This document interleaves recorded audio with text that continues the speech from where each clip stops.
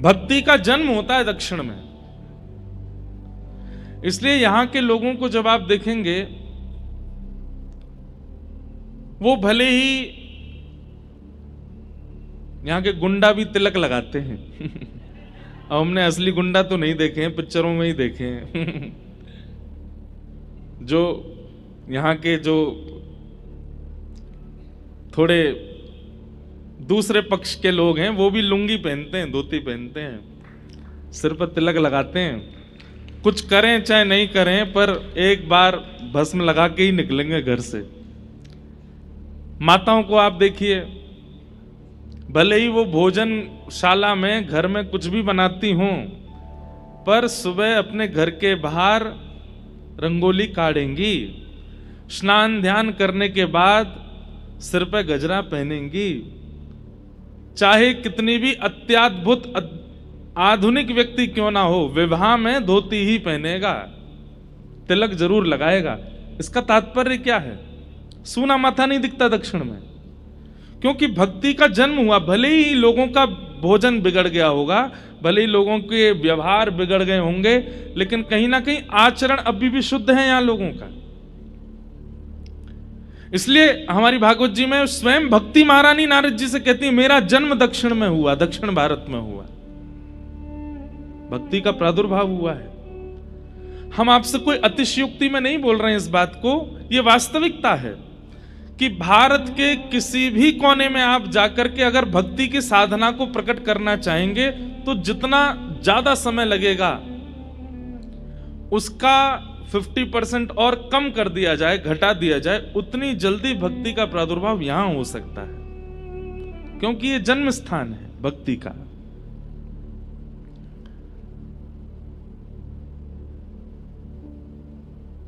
गुजरात अपनी जगह श्रेष्ठ है, उड़ीसा अपनी जगह श्रेष्ठ है, उत्तर भारत अपनी जगह श्रेष्ठ है, सब जगह की श्रेष्ठताएं भिन्न भिन्न हैं, पर दक्षिण का एक सौंदर्य है कि यहां भक्ति निवास करती है। हमारे यहां तो लोग व्यवहार में भी भक्ति को छोड़ देते हैं, आचरण में भी नहीं लाते। तिलक स्वरूप भी तब धारण करते हैं जब कहीं मंदिर आदि जाना हो, वृंदावन जाना हो, तो यहां छापा लगवा लेंगे बस। होली पर, दीपावली पर, रक्षाबंधन पर कई लोगों के घरों में तो फिक्स ड्रेस है कि वो तभी पहननी है जब घर में दीपावली होगी, वो तभी पहननी है जब रक्षाबंधन होगी, वो तभी पहनना है जब इंडियन फेस्टिवल्स आएंगे। आप कहेंगे महाराज जी आप भेष पर इतना ध्यान क्यों दे रहे हो? व्यक्ति का चित्त अच्छा होना चाहिए ना। हमारी एक बात सुनिएगा, अभी कुछ दिन पहले हम और हमारे पूज्य श्री राधा कृष्ण जी महाराज, पंडित धीरेन्द्र कृष्ण शास्त्री, हम तीनों बैठे थे, तो आपस में चर्चा कर रहे थे कि युवाओं को किस चीज पर ज्यादा प्रेरित करना चाहिए। तो एक विषय हमारे गोवत्स महाराज जी ने छेड़ा और इतनी सुंदर बात उन्होंने बताई कि आज का युवा सबसे पहले तो भेष बदलना शुरू करे। और कैसे शुरू करे? कि सप्ताह में केवल एक दिन ऐसा रखे, जैसे संडे छुट्टी है, जैसे सोमवार व्रत है, मंगलवार हनुमान जी का वार है, ऐसे ही सप्ताह में एक दिन ऐसा रखे कि उस दिन उसको भारतीय परिधान में ही रहना है, तिलक लगाना ही है, धोती पहननी ही है, कंठी धारण करनी ही है, बगलबंदी पहननी।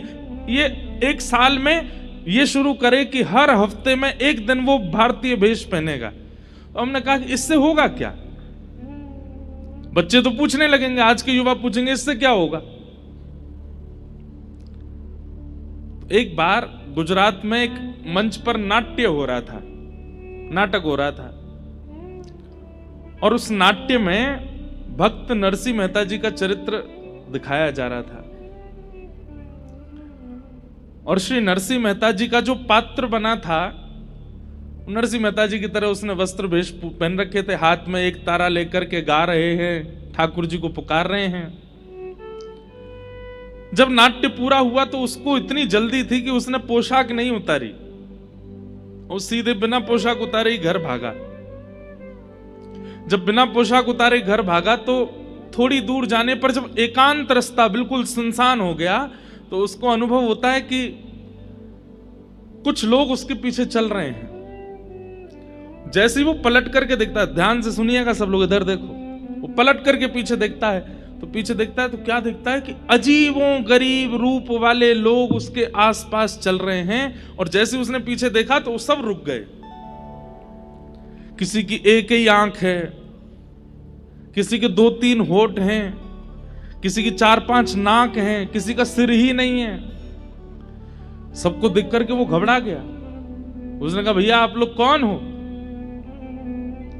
तो वे सब बोले हम अशद शक्तियां हैं, प्रेत समझ लो, भूत समझ लो, अशद शक्तियां हैं।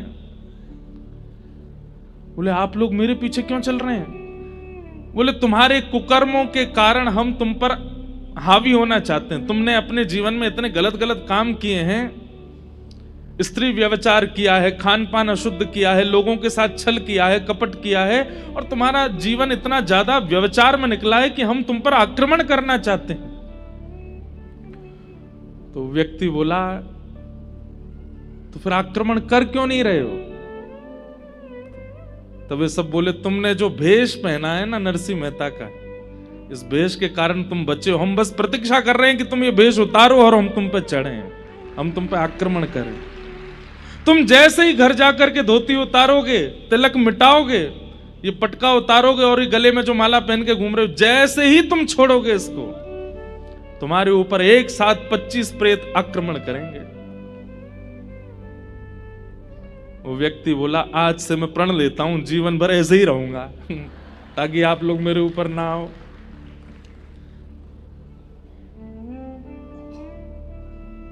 आपको हो सकता है कि सुनने में केवल बात लग रही हो। लोग बाग हमारे पास आते हैं, कोई बोलते हैं हमारे ऊपर उसने टोना कर दिया, उसने टोटका कर दिया, उसने हमको नजर लगा दी, उसने हमारे साथ गलत कर दिया, मेरे को नेगेटिव एनर्जीज बहुत ज्यादा परेशान कर रही हैं। आपको पता है हमसे हजारों लोग रोज मिलते हैं, हजारों लोग ईर्ष्या करते हैं, हजारों लोग नजर लगाते हैं, हजारों लोग नेगेटिव एनर्जीज के साथ मिलते हैं। क्यों कोई फर्क नहीं पड़ता? हमें लगता है इसमें और कोई बात नहीं है, ये भेष की कृपा है, ये भेष की ही कृपा है कि हम इतने बच रहे हैं, ये तिलक की कृपा है कि हम इतने बच रहे हैं, ये शिखा की कृपा है कि इतने बच रहे हैं।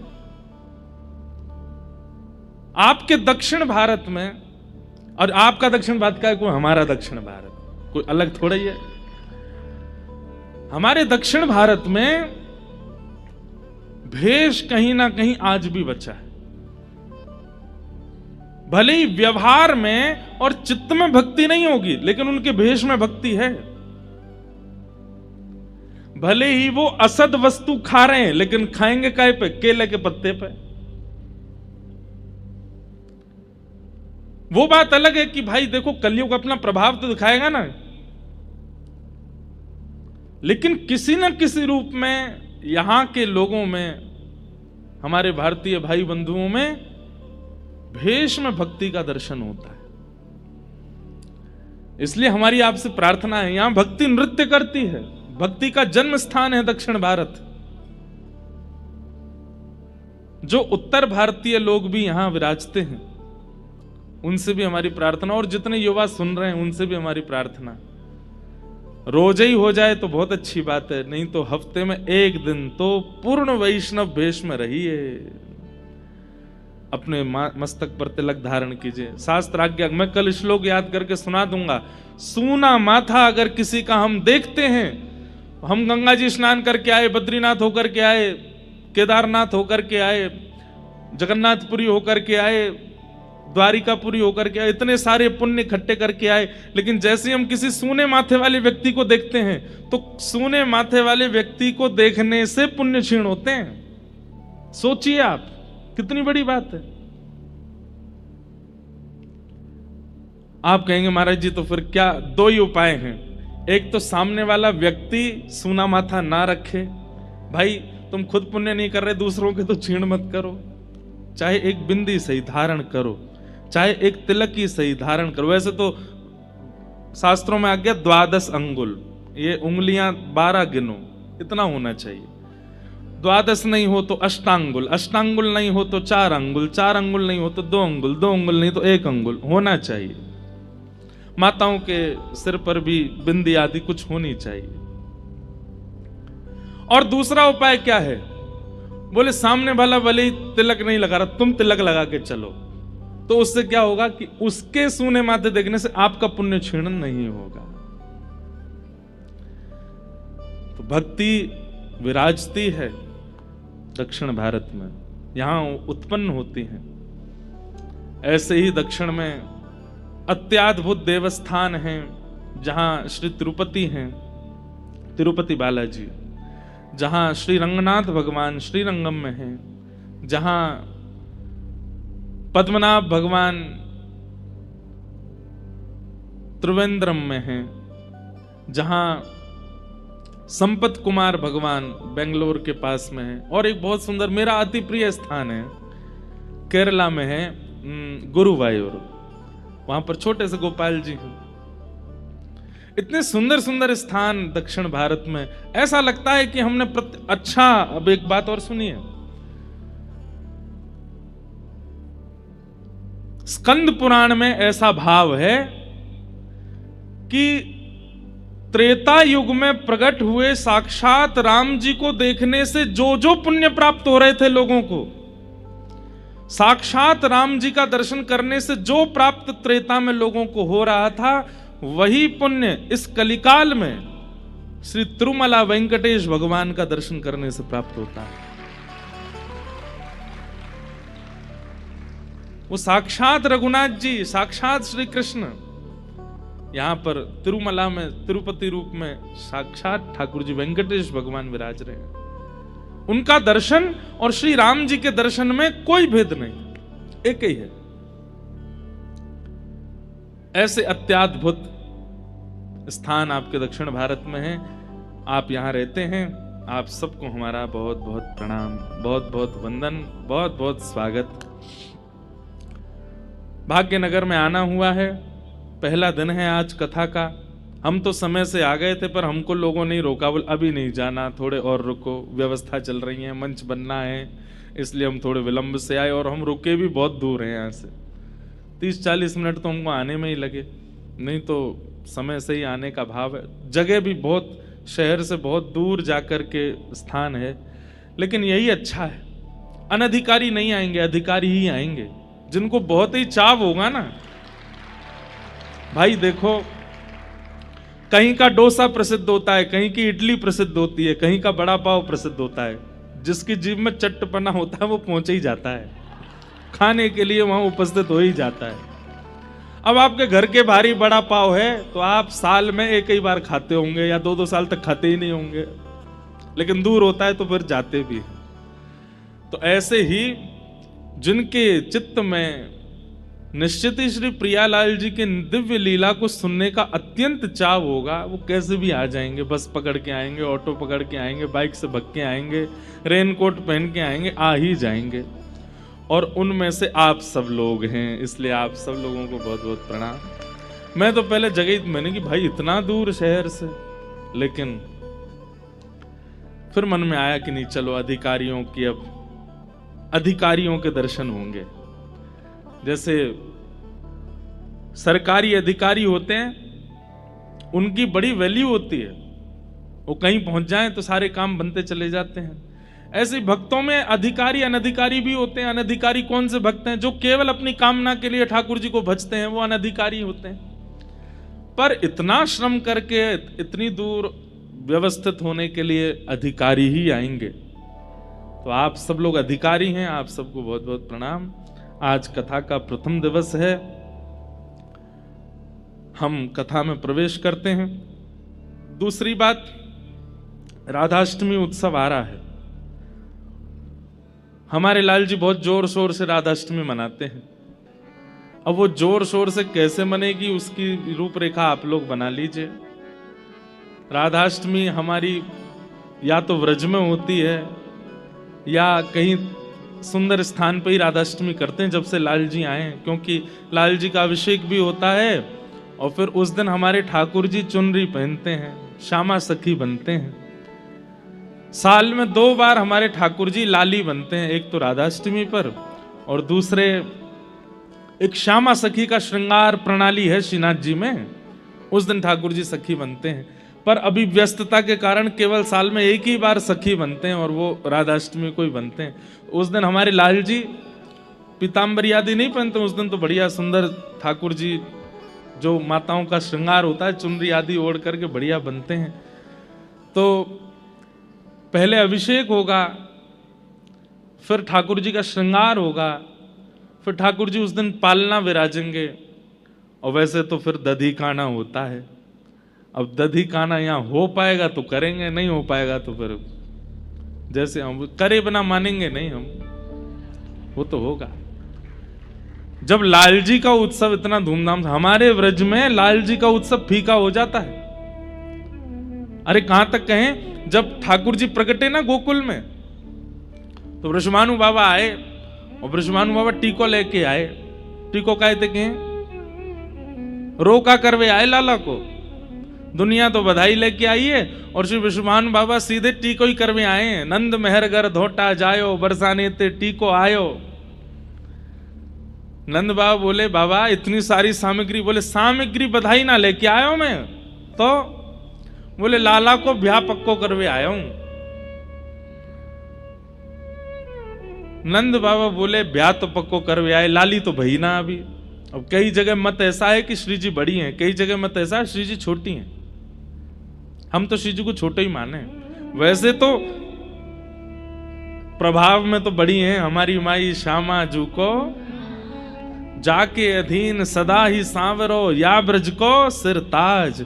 हमारे माई श्यामा जू को राज। वैसे तो लाडली जी को राज चले ही है, लेकिन भावना की दृष्टि से दोनों पक्ष हैं। कई पक्षों में श्री जी बड़ी हैं, कई पक्षों में श्री जी छोटी हैं। तो लाडली जी तो अभी भई नहीं है।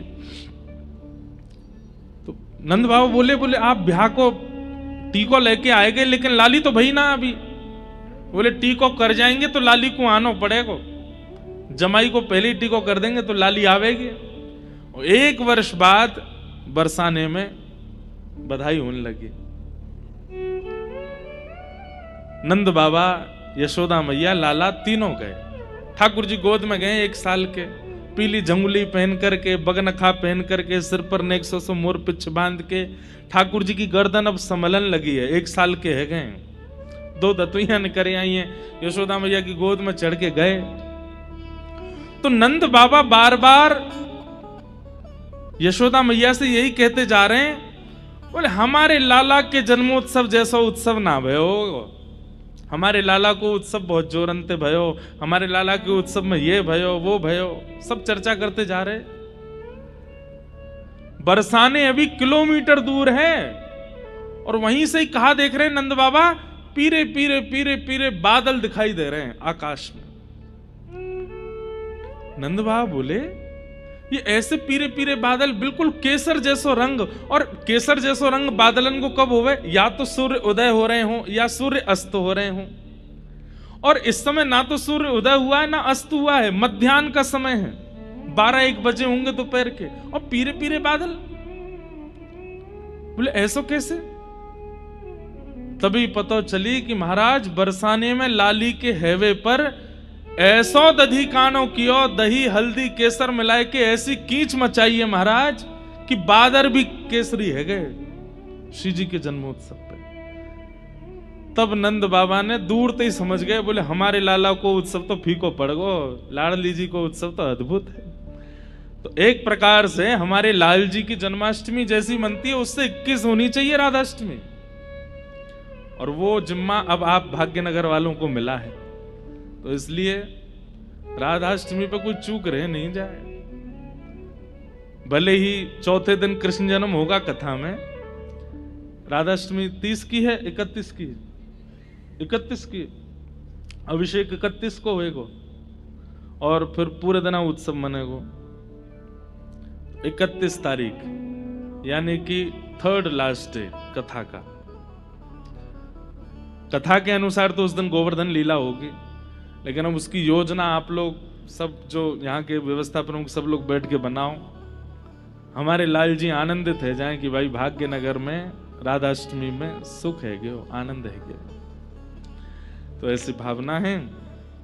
आइए अब ज्यादा विलंब ना करते हुए आज प्रथम दिन का कथा का है, कथा में प्रवेश करते हैं। कल से बिल्कुल समय से कथा अपने स्थान पर प्रारंभ होगी। आप सब लोग समय का ध्यान रखिएगा। बोलो वृंदावन बिहारी लाल की सच्चिदानंद रूपा। उद्देश्य यदि है तो भागवत सुनने का अधिकार पूर्ण होगा, प्राप्त होगा।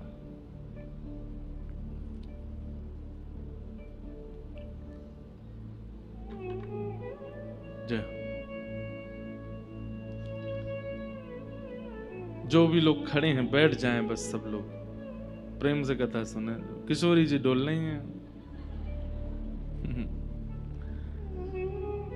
उद्देश्य पवित्र होना चाहिए। एक बात हमारी बहुत ध्यान से सुनिएगा, जीवन में आप कोई भी पढ़ाई कर लीजिए, कोई भी जॉब कर लीजिए, कोई भी बिजनेस चालू कर दीजिए, चाहे भक्ति मार्ग में आ जाइए, सेवा मार्ग में आ जाइए, आपका उद्देश्य यदि पवित्र है तो आपकी पूरी क्रिया पवित्र हो जाएगी। आपकी पूरी क्रिया में अपवित्रता ही तब आ जाती है जब आपका उद्देश्य पवित्र नहीं होता, लक्ष्य पवित्र नहीं होता।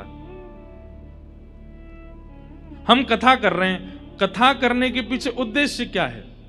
अगर उद्देश्य दक्षिणा है, अगर उद्देश्य पॉपुलैरिटी है, अगर उद्देश्य बहुत भीड़ इकट्ठा करना है, तो कथा से परिवर्तन नहीं हो पाएगा, चाहे हम कितना भी कहते रहें। आप श्याम बाबा का कीर्तन करते हैं, पर कीर्तन करने के पीछे उद्देश्य यदि पवित्र नहीं है तो आपके संगीत में, आपके भाव में, आपके भजनों में सार नहीं लगेगा।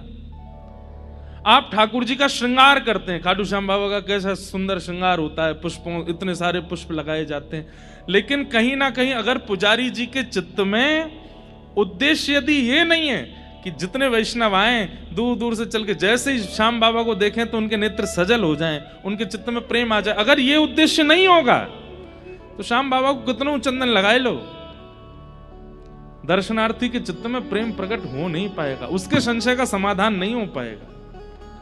आपका उद्देश्य पवित्र होना चाहिए, आपकी क्रिया पूरी पवित्र हो जाएगी।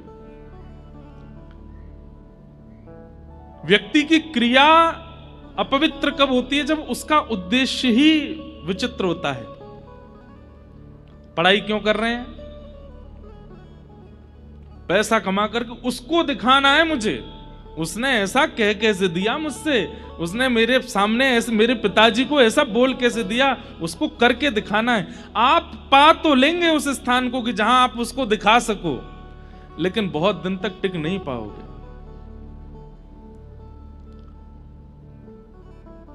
भगवान श्री कृष्ण पांडवों का संग केवल इसलिए करते हैं क्योंकि युद्ध के पीछे उनके चित्त में खून करना नहीं है, युद्ध के पीछे उनके चित्त में किसी का वंश उजाड़ना नहीं है, अपने अधिकार को प्राप्त करना, अपने पिता का जो राज्य था वह लेना, यह उद्देश्य है। और कौरवों का उद्देश्य क्या है? भले ही उनके पास भीष्म पितामह है, भले ही उनके पास द्रोणाचार्य है, भले ही उनके पास एक से एक अद्भुत योद्धा हैं, पर उद्देश्य खराब है। क्या? इन पांडवों को कैसे भी नष्ट करो, इनके यहां पर भृगु ऋषि को भेज दो, इनको लाक्षा भवन में जला करके नष्ट कर दो, इनको 14 वर्ष का वनवास करा दो और उसमें ऐसा कर दो, ऐसा कर दो। उद्देश्य पवित्र नहीं है, इसलिए ठाकुर जी ने कौरवों का संग नहीं किया। क्रिया चाहे छोटी हो, कर्म चाहे छोटा हो चाहे बड़ा हो, उद्देश्य पवित्र रखिएगा, ठाकुर जी आपके साथ खड़े हो जाएंगे आकर के। कहीं ना कहीं हमारा उद्देश्य पवित्र होता है।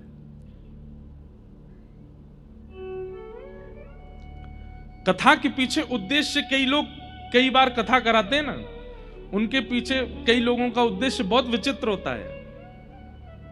हमारा नाम हो जाएगा कि हमने कथा कराई, हमारा नाम हो जाएगा हमने उनको बुलाया, हमारा नाम हो जाएगा कि ऐसी कथा कराई। अगर इस उद्देश्य से कथा कराते हैं ना, कथा का कोई रूप उनको प्राप्त नहीं होता। कई नेताजी लोग भी कथा कराते हैं, वो कब कराते हैं? जब वोट का समय आता है ना उनका, जब इलेक्शन का समय आएगा तब कथा कराएंगे। बीच बीच में महाराज जी हमारा नाम लेकर के बोल दिया करना, बहुत अच्छे हैं। कथा का उद्देश्य ही परिवर्तित। अब वो कथा भक्ति जागृत कैसे कर सकती है जिसको वोट मांगने के लिए कथा करानी है? अभी तो खैर हम ऐसी कथा नहीं आती, अब पहले बहुत आती थी, तब करनी भी पड़ती थी मजबूर में, पर मैं जाते जाते बोले ही देता था कि उद्देश्य पवित्र नहीं है तो फिर कथा भी पूरी सुन लेंगे तो भक्ति जागृत नहीं होगी। कई लोग इसलिए कथा कराते थे कि हमारे घर में संतान नहीं है, संतान हो जाए। कई लोग इसलिए कथा कराते, बेटा का ब्याह नहीं हो रहा है इसलिए हो जाए, व्यापार चल जाए। उद्देश्य कहीं संसार रख लिया कथा के पीछे तो आप बहुत बड़े भाव से वंचित हो जाओगे। आज हम पहले ही आपको सावधान कर रहे हैं, उद्देश्य केवल ये रखिएगा, श्याम सुंदर सदा हमको प्यारे रहें, हम उन्हीं के रहें, वो हमारे रहें। गाइए, श्याम सुंदर, ताली मत बजाओ, बस गाओ। हमको प्यारे रहे, हम उन्हीं के रहे, वो हमारे। कितनी अच्छी आवाज है आपकी, खुद को भी नहीं सुनाई दे रही होगी। ऐसे उद्देश्य होगा। अरे गाइए, जितनी तेज लड़ाई करते हो घर में उतनी तेज कीर्तन करो। जितनी तेज आप घर में चिल्लाते हो उतनी तेज स्वर में ठाकुर जी का कीर्तन जिस दिन प्रारंभ हो जाएगा ठाकुर जी मिल जाएंगे आपको। श्याम सुंदर सदा हमको प्यारे रहें, हम उन्हीं के रहें, वो हमारे रहें। श्याम सुंदर सदा हमको प्यारे रहें, हम उन्हीं के रहें, वो हमारे। परसों कथा चल रही थी जयपुर में, वहां भी मैंने स्मरण किया था हमारे गिरिराज जी में पंडित श्री गया प्रसाद जी महाराज हमारी हर कथा सुनते हैं सामने बैठ के। आपकी गोद में प्रियालाल जी खेलते थे इसी कलिकाल में, आज से 30-40 साल पहले। आपसे किसी ने आके कही, बोले लाला बहुत खेल है, ठाकुर जी बहुत पीड़ा देते हैं, ठाकुर जी बहुत जीवन में उथल पुथल मचाते हैं, कभी मेरे काम रुकवा दें, कभी मेरे पैसा खर्च करवा दें, कभी मेरी मैया बीमार कर दें, कभी मेरी पत्नी को उठाए दें, ठाकुर जी बहुत खेलें। तो पंडित जी महाराज क्या बोले, लाला शिकायत मत करे, बल्कि ठाकुर जी से प्रार्थना कर, जितनो चाहो खेल लो, लेकिन खिलौना में ही रहना चाहिए, खिलौना नहीं बदलना। खिलौने का क्या स्वरूप है, बालक जितना उसकी रुचि होती है ना उतना उसको संभालता है। जैसे डॉल्स के साथ छोटी छोटी बच्चियां खेलती हैं, उनको सुलाएंगी, बाल काटेंगी, कपड़े पहनाएंगी, उनको कभी खाना बनाएंगी, कभी उनकी शादी कर देती हैं, कभी कुछ, किसी दिन मन आता है तो नार मड़ोड़ के फेंक देती हैं। लेकिन वही फिर जब उसको बाद में लगता है कि आज गुस्से में मैंने, फिर वही जाती है, फिर नार लाके फिर लगा देती है। तू बुरा नहीं मानना, हाँ आज गुस्सा आ गया था। ठाकुर जी भी ऐसे ही करते हैं। लेकिन मान लो कि आपने गुड्डे की नार मरोड़ दी और गुड्डा आपसे नाराज होकर के और आपको ही अपशब्द कहने लगा, दोबारा उस गुड्डे के पास नहीं जाओगे। हम लोग यही करते हैं। ठाकुर जी खेल क्या लेते हैं हमारे साथ में, हम शिकायतें शुरू कर देते हैं। पंडित श्री गया प्रसाद जी महाराज कहते, बोले जितनो चाहो खेल लो हमारे साथ, पर एक ठाकुर जी वचन दे दो कि खिलौना में ही रहना चाहिए, खिलौना मत बदलना, चाहे जो कीजिए हमारे साथ, पर हमें बदलिएगा नहीं। इसलिए भैया उद्देश्य पवित्र रखो कि इस कथा के सप्ताह वे दिन जब ये कथा विश्राम हो, हर दिन आप ठाकुर जी के थोड़े समीप पहुंचो। आज जितने हैं शाम को कथा विश्रांति तक आप ठाकुर जी के और समीप होने चाहिए, कल कथा प्रारंभ से विश्राम तक और समीप आ जाने चाहिए। अरे आपका उद्देश्य इतना पवित्र हो जाए कि 7वें दिन यहां कथा विश्राम हो, भले ही सब चले जाएं लेकिन इस पंडाल में ही कहीं आपको श्याम सुंदर दिख जाए, बस ये हो जाए कि आ गए सन्मुख। भागवत की कथा से उद्देश्य की कामना पूर्ति करने वाले लोगों से हमारी प्रार्थना है, यहां वैभव मत मांगिए, यहां संपत्ति मत मांगिए, यहां यश मत मांगिए, यहां ऐश्वर्य मत मांगिए, केवल कृष्ण को मांगिए। श्रीमद् भागवत जी वो प्रदान करने के लिए बैठी हैं। मतलब वही बात हो गई कि आप साड़ी की दुकान पर गए और साड़ी वाले से बोल रहे भैया कलाकंद खिला दो। कलाकंद है नहीं, वो मंगवाएगा, किसी को भेजेगा, भाई वो बाहर दुकान है मिठाई की वहां से ले आओ, भैया थम्स अप पिला दो, है नहीं मंगवाएगा, भैया दूध पिला दो। अरे भाई तुम साड़ी तो लो। ठीक वैसे ही भागवत जी की शरण में आकर के आप कहोगे कि हमारे जीवन के आर्तों को दूर कर दो, तो भागवत जी फिर बाहर किस ब्रह्मा जी इसके आर्त दूर करो। आप भागवत जी कथा में आकर के कहेंगे कि हमारे जीवन के ये कामनाएं इनको पूर्ण करवा दो, तो फिर भागवत जी बाहर किन्हीं देवताओं को ढूंढेंगी, भाई इसकी कामना पूरी करो। लेकिन भागवत जी से आपने अगर कामना की कि आप केवल श्याम सुंदर को प्रदान कर दो, भागवत जी कहेंगे हमारी गोद में बैठे, ले तेरी गोद में बैठा दो, ये तो मेरे पास है, ये तो मेरी सामग्री है। भागवत जी की सामग्री है श्री कृष्ण, मांगिए प्रदान करेंगे। इसलिए उद्देश्य पवित्र रखिएगा। भगवान के 3 रूप हैं, सत्य, चैतन्य और आनंद। बहुत ध्यान से सुनिएगा। सबसे पहला ठाकुर जी का स्वरूप क्या है? सत्य। सत्य विश्वास होता है।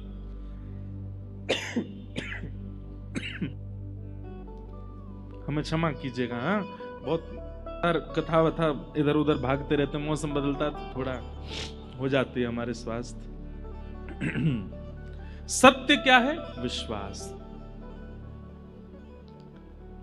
ठाकुर जी के प्रति विश्वास रखिए कि ये ही सत्य हैं। सांचो एक राधा रमण, झूठो सब संसार। बाकी सब झूठे हैं, केवल यही सत्य हैं।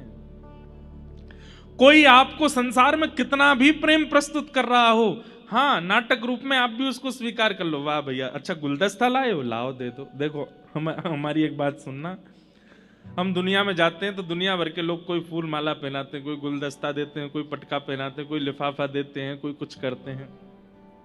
ऐसा नहीं है कि सब भावना से नहीं करते, सब भावना से ही करते हैं। पर अब हम इतने आदी हो गए व्यवहार के, हमें पता है कि वो एक औपचारिकता है, वो केवल एक क्या बोलते हैं उसको, वो एक केवल फॉर्मेलिटी है। ऐसे ही फॉर्मेलिटी को, संसार के हर संबंध को फॉर्मेलिटी रूप में ही लेने लगो। ये फॉर्मेलिटी बस चल रही है और उसमें बहुत अच्छे से अपनी प्रस्तुति करो। सामने वाला फॉर्मेलिटी कर रहा है, भले ही वो कितना भी प्रेम प्रस्तुत कर रहा हो, फिर भी आप उसको फॉर्मेलिटी ही समझो। खूब अच्छे से उसके द्वारा प्रस्तुत किए गए भाव को स्वीकार करो। अरे भैया, अरे तुम तो बहुत प्रेम करते हो हमारे, तुम ही हो हमारे, और कौन है, सब कुछ है। पर जब ठाकुर जी के सामने जाओ तो हाथ जोड़ के कहो नाथ, ये सब व्यवहार कर रहे हैं, फॉर्मेलिटी कर रहे हैं, वास्तविकता तो आप देते हैं। सच्चे तो केवल आप हैं, बाकी सब तो केवल व्यवहार मात्र कर रहे हैं। मां कहती है मेरा बेटा आंखों का तारा, वही बेटा अगर जॉब छोड़ करके घर में बैठ जाए, मां मैंने रिजाइन दे दिया, क्यों? तू ही तो कहती थी कि तेरे बिना मन नहीं लगता, तू बहुत बाहर रहता, घर रहे। अब मां सुबह शाम आलू के परांठे बनाओ, घर ही रहूंगा मैं, कुछ नहीं करना। वैसे तो मां का वात्सल्य अति अद्भुत होता है, पर फिर भी 2-4 महीने बाद मां के मन में भी आएगा कुछ करा धरा तो कर, पूरे दिन मांगता रहता आलू का पराठा। संसार बड़ा नश्वर है बंधुओं।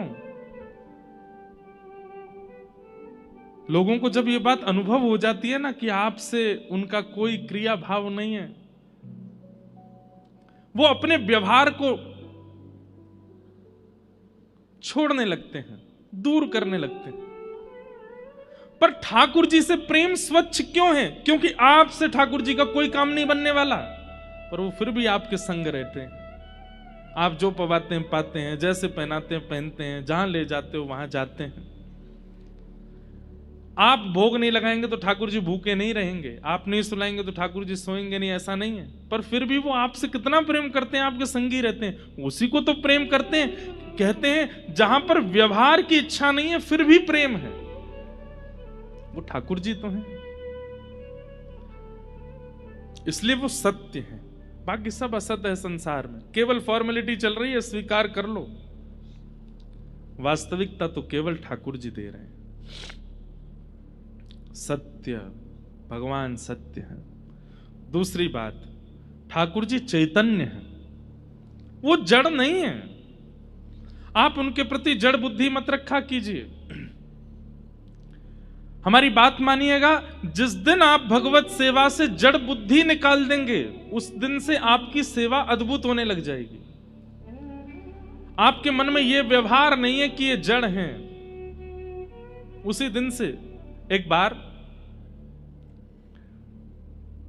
सागर एक जगह है मध्य प्रदेश में, वहां पर एक बिहारी जी का मंदिर है। बहुत ध्यान से सुनिएगा। तो वहां बिहारी जी का मंदिर है, तो वहां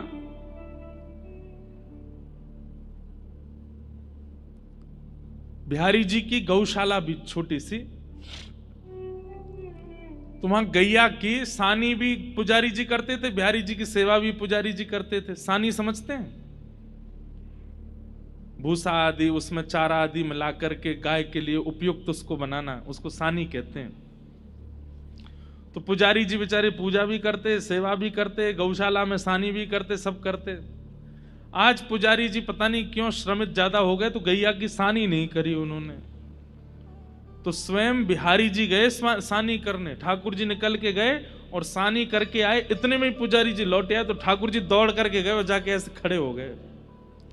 जैसे ही ठाकुर जी जाके खड़े हुए, तो पुजारी जी ने क्या देखा, गौशाला से लेके मंदिर तक पूरे ऐसे भूसा पड़ा हुआ है, भूस पड़ा हुआ है मंदिर में। जैसे ही ठाकुर जी को देखा, ठाकुर जी के हाथ पर गैया की सानी के वो सब भूसा लगे हुए थे। पुजारी समझ गए, बोले जय जय, आज मैं भूल गया तो आप सानी करके आए गैया की। तो ये कथा हम सुना रहे थे कथा में, तो हमने केवल ये बताया कि पुजारी जी ने देखा कि ठाकुर जी के हाथ में सानी के भूसा लगे हैं, और पुजारी जी के नेत्र सजल हो गए। मैंने कहा भैया ऐसे बिहारी जी आपके सागर में विराजते हैं। अब इतना कहकर के कथा विश्राम हो गई। हम जैसे जाने लगे, एक बालक दौड़ा दौड़ा आया, बोले महाराज जी आपने क्या कर दिया? मैंने क्यों? आपने कथा सुनाई कि बिहारी जी सानी करके आए हैं, अपने आसन पे आके बैठ गए हैं, पुजारी जी आकर के उनको देख करके रोने लगे, और आपने वही कथा विश्राम कर दी। मैंने इससे आगे कथा है भी नहीं। अरे कम से कम इतना तो बोल देते कि पुजारी जी ने कपड़ा लेके ठाकुर जी के हाथ पहुंचे, अब रात भर ठाकुर जी के हाथ में सानी लगी रहेगी। आपने कथा वही विश्राम कर दी। अब यहां देखिए, वो व्यक्ति कथा को कथा की तरह नहीं सुन रहा है, वो व्यक्ति कथा को ऐसे सुन रहा है कि प्रत्यक्ष लीला हो रही है, महाराज जी उसको बता रहे हैं, और महाराज जी ने ठाकुर जी के हाथ से सानी की भूसा हटाए नहीं। अब रात भर ठाकुर जी उसमें, उसकी वो बात मेरे ऐसे घर कर गई कि घर जाकर के कक्ष में बैठ के अपना आसन बिछा के मैंने फिर कथा करी। और कथा में फिर हमने कहा अकेले ही कि पुजारी जी गए और फिर बिहारी जी के हाथ में जल से थोड़ी वो सानी पहुंची, और उसके बाद बिहारी जी की शयन आरती करा के सुलाया। इसे क्या कहते हैं? इस भावना को कहते हैं चैतन्य। क्या कहते हैं?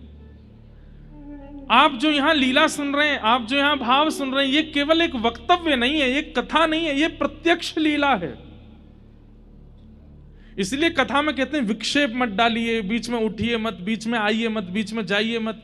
क्यों? आपकी कथा सुनते समय वक्ता कोई लीला सुना रहा और उसको अगर विक्षेप होता है तो वो लीला वास्तव में घट रही होती है और वो वहीं रुक जाती है, और फिर लीला विक्षेप का जो अपराध होता है वो लगता है। ठाकुर जी चैतन्य है, वो जड़ नहीं है। और ये बातें सब विश्वास पर निर्भर करती हैं।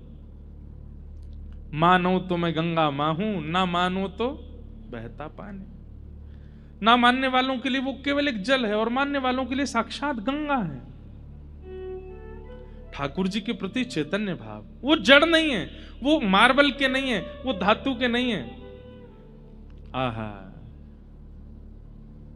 मीराबाई कहती, हे मायरी मायरी मायरी मैंने लियो री गोविंदा मोल रे, मैंने लियो री गोविंदा मोल।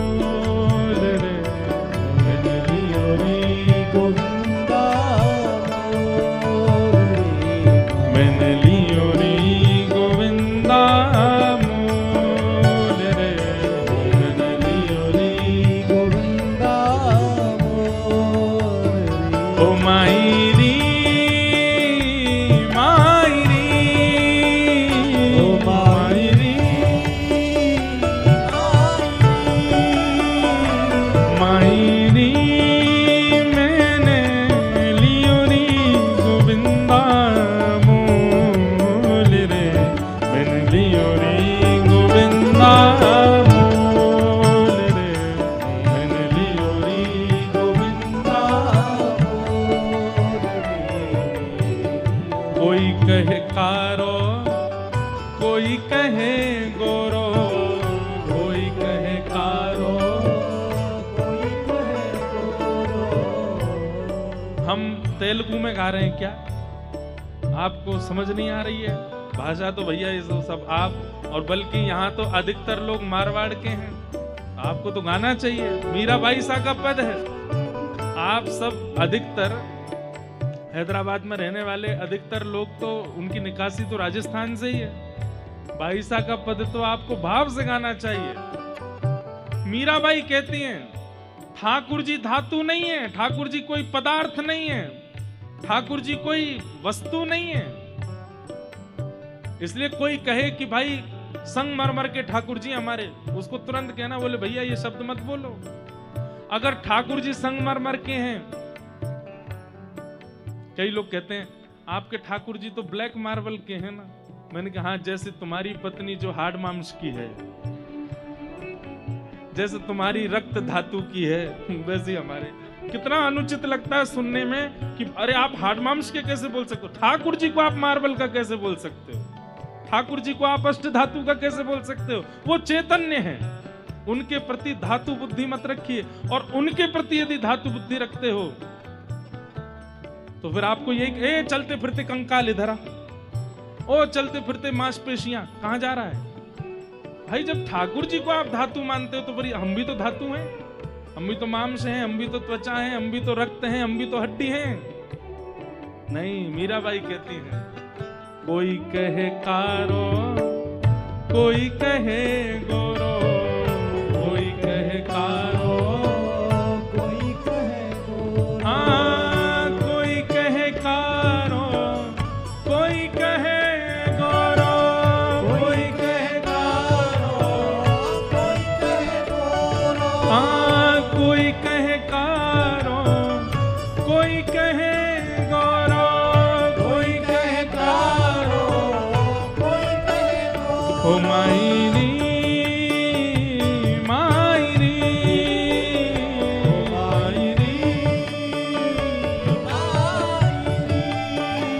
ओ मायरी मैंने लीनी आँखा खोल रे, मैंने लियो री गोविंदा मोल रे, मैंने लियो री गोविंदा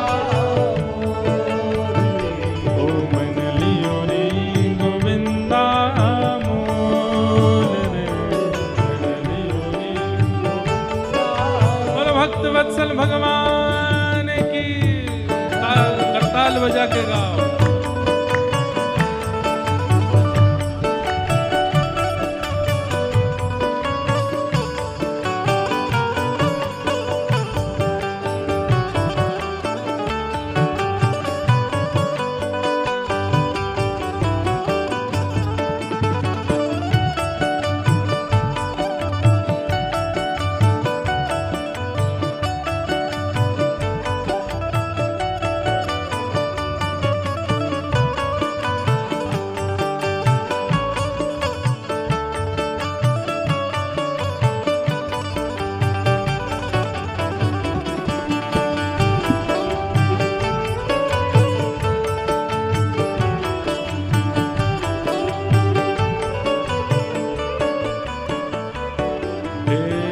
कोई कहे हल्को कोई कहे भारो, कोई कहे हल्को कोई कहे भारो, कोई कहे हल्को कोई कहे भारो, कोई कहे हल्को कोई कहे भारो, हाँ कोई कहे हल्को कोई कहे भारो, कोई कहे हल्को,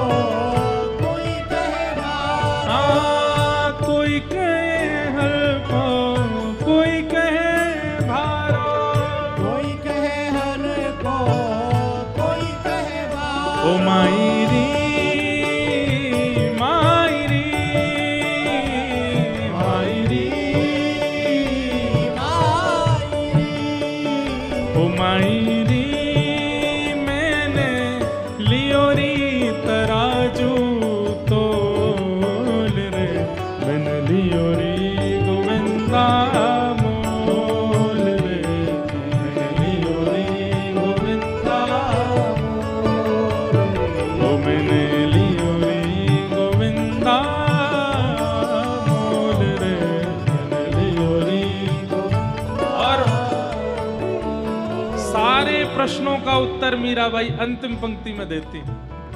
कोई कहता काला, कोई कहता गोरा, कोई कहता भारी, कोई कहता हल्का, कोई कहता चोरी, कोई कहता खरीद के लाइए।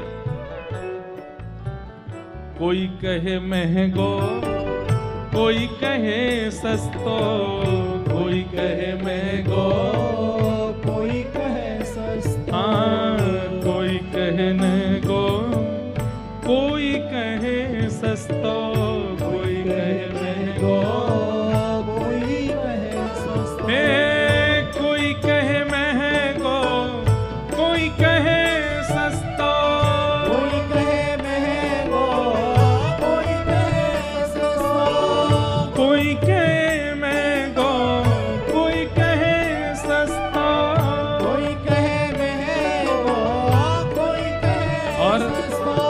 इस पंक्ति को सुनिएगा, मीराबाई क्या कह रही है। ओ मायरी ये तो आवत प्रेम के मोल रे, ये तो आवत प्रेम के मोल, ओ मैंने लियो री गोविंदा मोल रे, मैंने लियो री गोविंदा मोल रे, ओ मैंने लियो री गोविंदा मोल रे। आइए मायरी मायरी मायरी ओ मायरी मायरी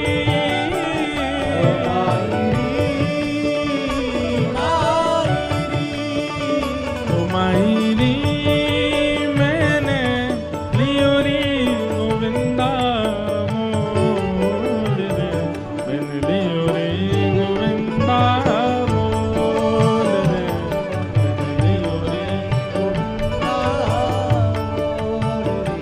मैंने लियो री गोविंदा मोल रे।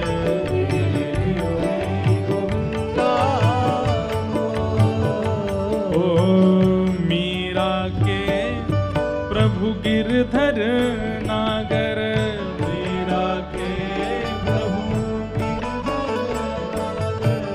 मीरा के प्रभु गिरधर नागर, मीरा के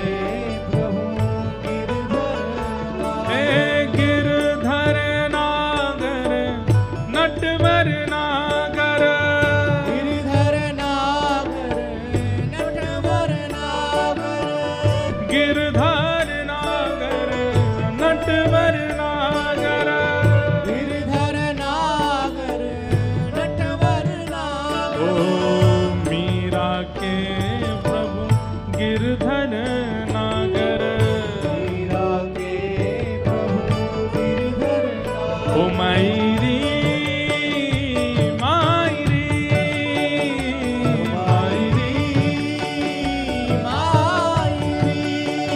ओ मायरी ये तो पूरब जन्म को मेल रे, मैं तो लियो री ओ मैं तो लियो री गोविंदा मोल रे, मैंने लियो री गोविंदा मोल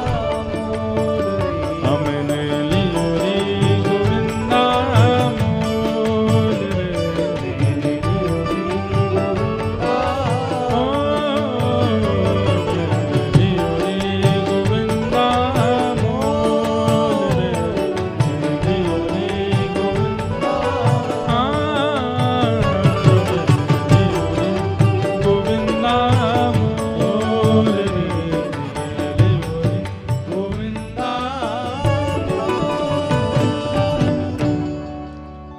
चैतन्य बुद्धि,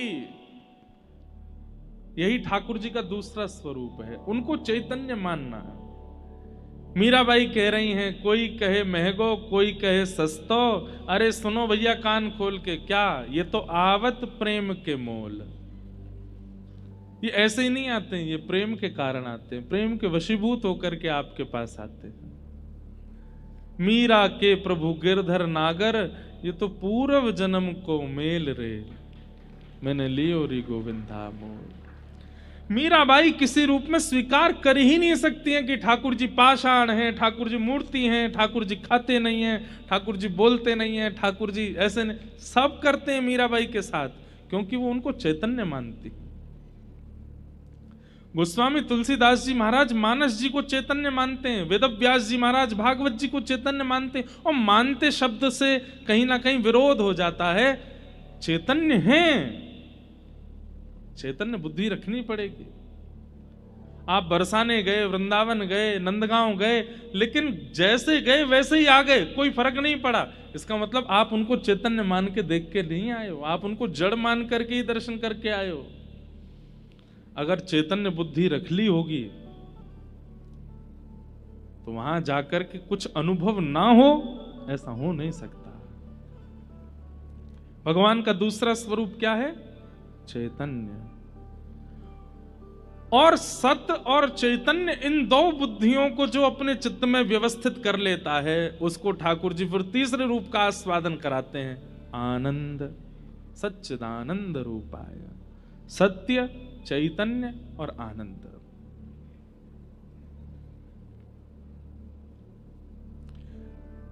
वेंकटाचल पर्वत जो है, जहां तिरुपति बालाजी विराजते हैं, वहां पर एक महापुरुष विराजते थे, सदगृहस्थ महापुरुष, गृहस्थी थे। उनका नाम था श्री अनंताचार्य जी महाराज।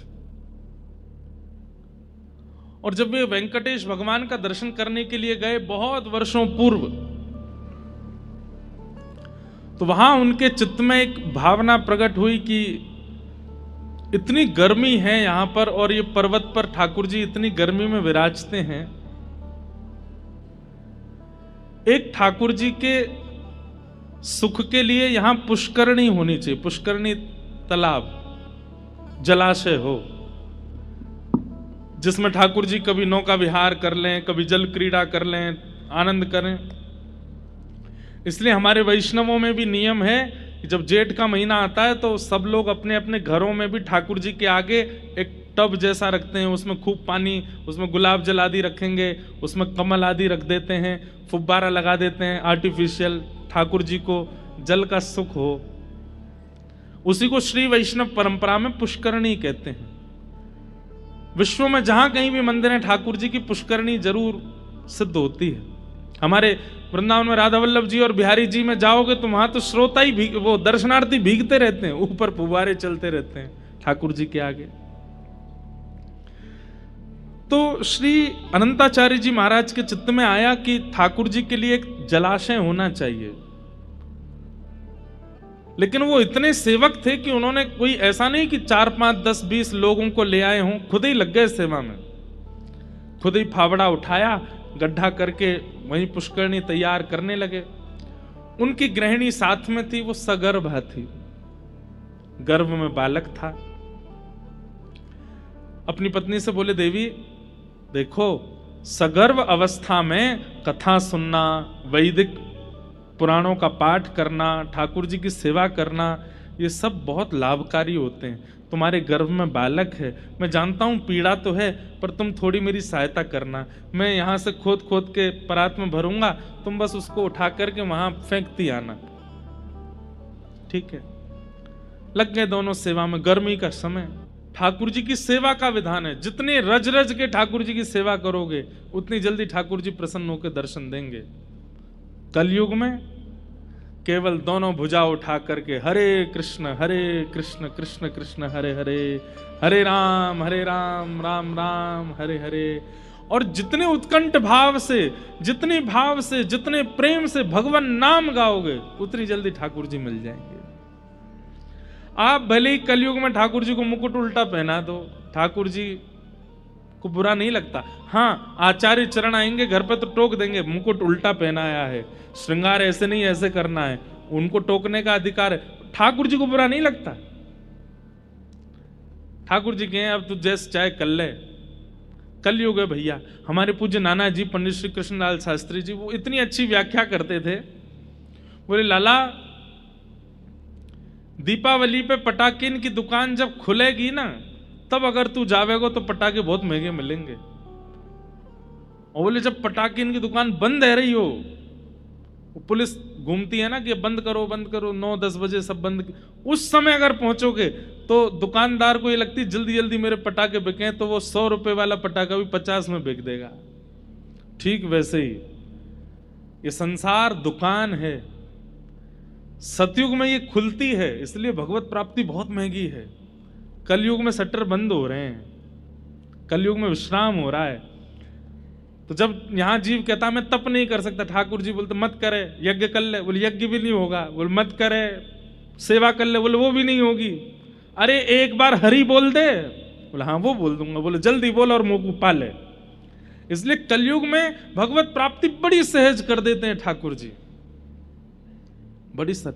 अभी हम निकल नहीं पा रहे हैं, अभी भक्तमाल की कथा पूरी हुई ना परसों जयपुर में, वहां श्रीमन चैतन्य महाप्रभु का चरित्र कहा। क्या अद्भुत चरित्र है महाप्रभु जी का, पूरा नहीं हो पाया, 3 दिन कहे, 3 दिन में भी महाप्रभु जी का चरित्र बहुत थोड़ा थोड़ा कहा, तब भी बहुत अधूरा रह गया। नाम की कैसी महिमा,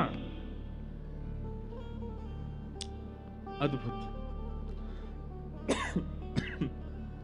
इसलिए कलयुग केवल नाम आधारा, ये नाम के आधार पर चलता है।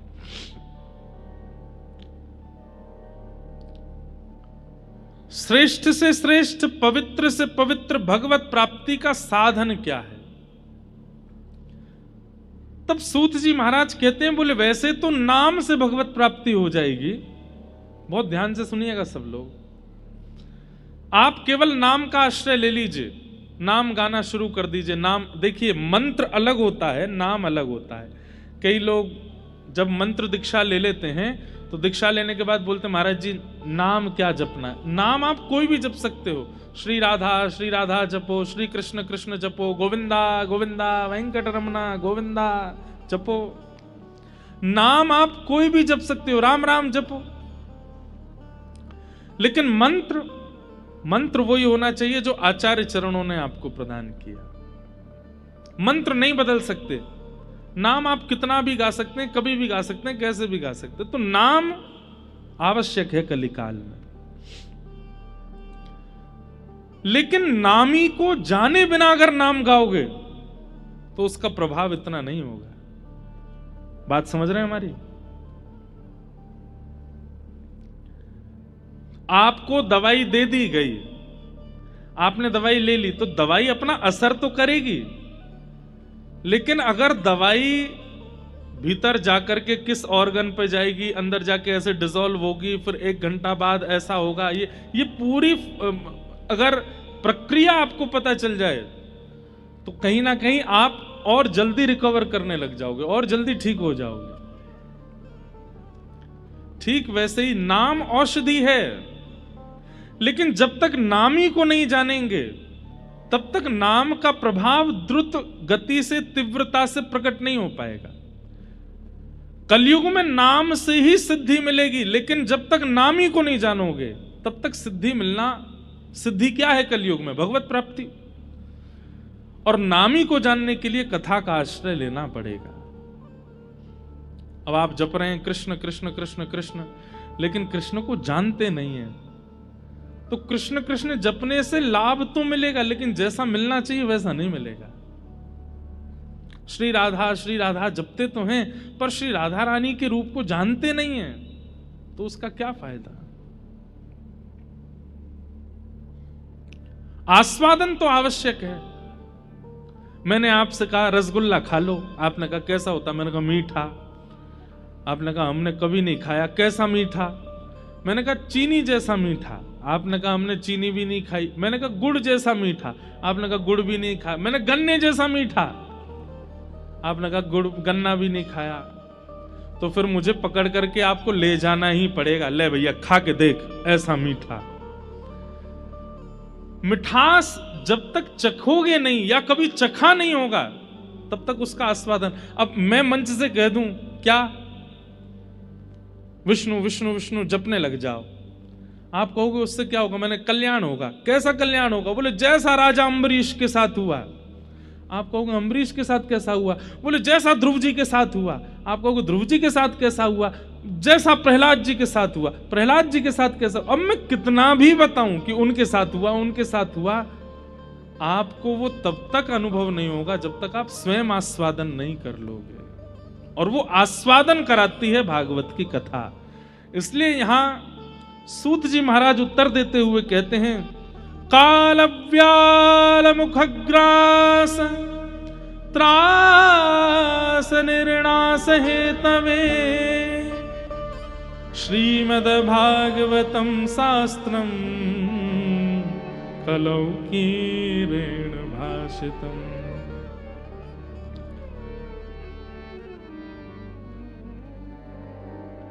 काल रूपी व्याल के मुख में, व्याल कहते हैं सर्प को, हम आप सब लोग बैठे हैं। जब हंस अकेला उड़ जाएगा, खाली पिंजरा पड़ा रह जाएगा। हम सबकी स्थिति कैसी है? हम सबके अंदर एक हंस बैठा है जिसका नाम है आत्मा। और ये शरीर क्या है? ये पिंजरा है। इस पिंजरे की शोभा तब तक है जब तक वो हंस अंदर बैठा है।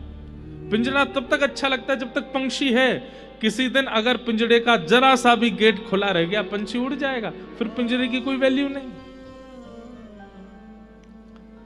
हम आप सब लोगों का जीवन ऐसा ही है। हमारी वैल्यू केवल तब तक है जब तक प्राण है। लेकिन ये प्राण कब चले जाएं कुछ नहीं पता। भगवान नहीं करे, हम आज की कथा सुना रहे हैं, पर कल की कथा सुना पाएंगे इसकी कोई हमारे पास में कोई गारंटी नहीं है। आप सुन पाओगे इसकी आपके पास कोई गारंटी नहीं है। प्राण कभी भी जा सकते हैं। काल व्याल मुखग्रास त्रास निर्णास हेतवे। ये काल रूपी सर्प के मुख में बैठे हम। कब तक जीवित हैं? जब तक काल का मुख खुला है। सर्प का मुंह खुला है तब तक चूहा जिंदा है। सर्प जैसे मुख बंद करेगा मृत्यु निश्चित है। इसलिए क्या करे? बोले जब तक काल का मुख खुला है प्रयास करे कि उतनी देर में कथा का आस्वादन कर ले। क्योंकि काल ने अगर मुख बंद कर लिया और आपने कथा का आस्वादन नहीं किया तो कहीं ना कहीं आप अपने कल्याण से भटक जाओगे। एक बात हमारी बहुत याद से सुनिएगा। मैं और आप इस संसार में भले ही कितने उद्देश्य लेके आए हों, धन कमाना है, ऐश्वर्य कमाना है, नाम कमाना है, प्रॉपर्टी बनानी, फैक्ट्री बनानी, जो भी है, पर मूल बात यह है कि हम इंसान बन के इसलिए आए कि दोबारा हमें आना ना पड़े इस पृथ्वी पर। अगर आप किसी अन्य जीव को देखते हो ना, आप छिपकली देखते हो, आप कॉकरोच देखते हो, आप गधा देखते हो, आप किसी अन्य जीव को देखते हो, आप ये बात जान सकते हो इसका पुनर्जन्म होगा। लेकिन मानव देह मिला है तो इसका मतलब क्या है? इसको अपॉर्चुनिटी मिली है। ये चाहे तो अपने जन्म मरण के चक्कर से अभी छुटकारा पा सकता है। और उसके प्रयास में जो लग जाता है उसी व्यक्ति का जीवन सफल है।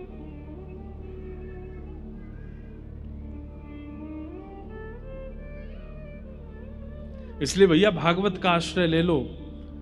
काल आवे, मृत्यु आवे, उससे पहले पहले भागवत जी का आस्वादन करते हुए जीवन में जो जो वक्ता बताते हैं उनको अपने जीवन में इंप्लीमेंट करना शुरू कर दो, लाना शुरू कर दो। उसी से कल्याण हो जाएगा। और नाम का आश्रय ले लो। श्रीमद् भागवतम शास्त्रम कलौ कीरेण भाषितम। इस कलिकाल में भगवत प्राप्ति का श्रेष्ठ से श्रेष्ठ, पवित्र से पवित्र यदि कोई साधन है तो वो साधन भागवत की कथा है।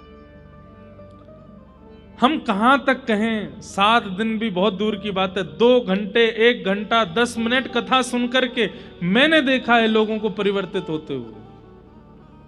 महाव्यसनी अपनी माता जी को छोड़ने आए थे कथा में। मां ने कह दिया 10 मिनट बैठ के चला जा, कथा तो चल रही है। 10 मिनट बैठे, 7 दिन की कथा निकल गई, जीवन बदल गया। उर्दू पुंड लगाते हैं, नित्य वृंदावन जाते हैं, हर महीने वृंदावन परिक्रमा करते हैं। ऐसा जीवन। ये बदलने की सामर्थ्य भगवत लीला में है, भागवत की कथा। इसलिए सूत जी महाराज कह रहे हैं, श्रेष्ठ से श्रेष्ठ, पवित्र से पवित्र इस कलिकाल में भगवत प्राप्ति का साधन भागवत की कथा है, उसका आस्वादन करो। सौनकादि ऋषि कहने लगे, महाराज ये भागवत की कथा सबसे पहले किसने किसको सुनाई, कृपा करके हमें बताओ। तब सूत जी महाराज बोले, भागवत की कथा सबसे पहले सनक सनंदन सनातन सनत कुमारों ने भक्ति ज्ञान वैराग्य को सुनाई, नारद जी को साक्षी बना करके। अच्छा, क्यों, ऐसा क्या हुआ था? तब कथा सुनाते हैं कि भक्ति के दो पुत्र हैं, ज्ञान और वैराग्य, दोनों वृद्ध हो गए थे, जिनकी वृद्धता के कारण भक्ति बहुत परेशान थी। भक्ति महारानी ने नारद जी से प्रार्थना की, हे नारद जी, मेरे दो पुत्र वृद्ध हो गए हैं, मां युवा है, बालक वृद्ध हो गए हैं। यही भक्ति महारानी कहती हैं कि मेरा जन्म दक्षिण में हुआ, उत्पन्ना द्रविड़ेशाहम वृद्धिम कर्नाटके गताम क्वचित क्वचिन महाराष्ट्रे गुर्जरे जीर्णताम गतः। लेकिन वृंदावन पुनः प्राप्य नवीने विश्वरूपिणी, पूरे भारत में भ्रमण करते हुए जब मैं वृंदावन आई तो वृंदावन आकर के मैं युवा हो गई। यहां भक्ति नाचती है वृंदावन में, लेकिन मेरे दोनों बालक ज्ञान और वैराग्य ये वृद्ध ही हैं। क्यों? क्योंकि लोगों में भक्ति तो है पर ज्ञान और वैराग्य नहीं है। आपके घर पे हम आते हैं, आप लोग तिलक लगाते हो, अक्षत लगाते हो, कई माताएं आरती करते हैं। उनसे पूछा जाए क्यों कर रहे हैं? स्वागत है महाराज जी, स्वागत नहीं, उसके पीछे कारण है। आप तिलक इसलिए लगाते हैं, नमोस्तुते व्यास विशाल बुद्धे। व्यक्ति श्रेष्ठ जब घर आता है तो उसके सिर पर तिलक इसलिए लगाया जाता है कि उनकी बुद्धि को हम प्रणाम कर रहे हैं, या हम अपना भाव प्रकट कर रहे हैं कि इनकी बुद्धि जो है वो सदमार्गीय रहे, इसलिए हम उसको तिलक लगाते हैं। अक्षत किस लिए लगाते हैं? बोले अक्षत लगाने से आयु बड़ी होती है, आयु लंबी होती है, इसलिए हम अक्षत लगाते हैं। और द्वार पर आया हुआ अतिथि भगवान के समान है, इसलिए उसकी आरती उतारते हैं। लेकिन हम लोग क्या जानते हैं, स्वागत है, ये तो भक्ति तो है, ज्ञान नहीं।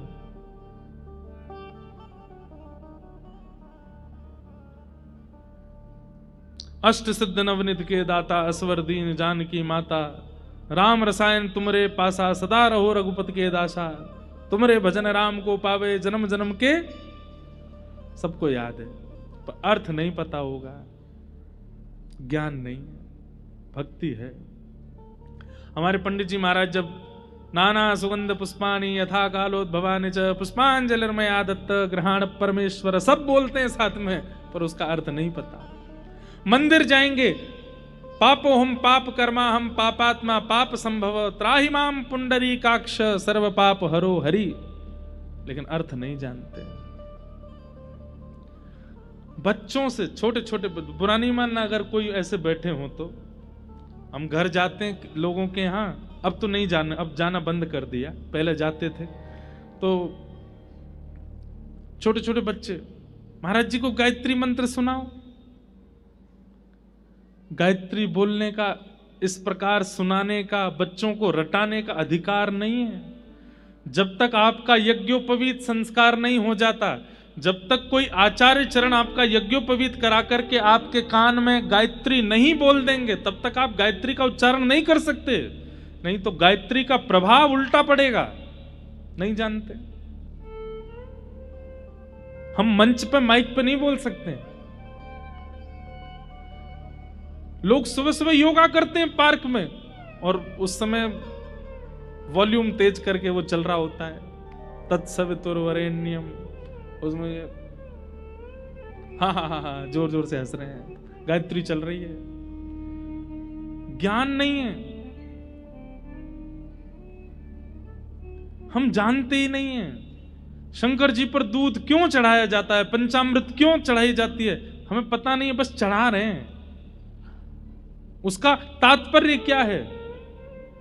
और अब एक नई चीज हो गई है। आजकल सोशल मीडिया का जमाना आ गया है, तो इतना ज्ञान दिए जा रहे हैं सब लोग, इतना ज्ञान दिए जा रहे हैं कि महाराज बस पूछो ही मत। जगन्नाथ जी के हृदय में द्वारिकाधीश जी का दिल धड़क रहा है, बहता हुआ आ गया था समुद्र से।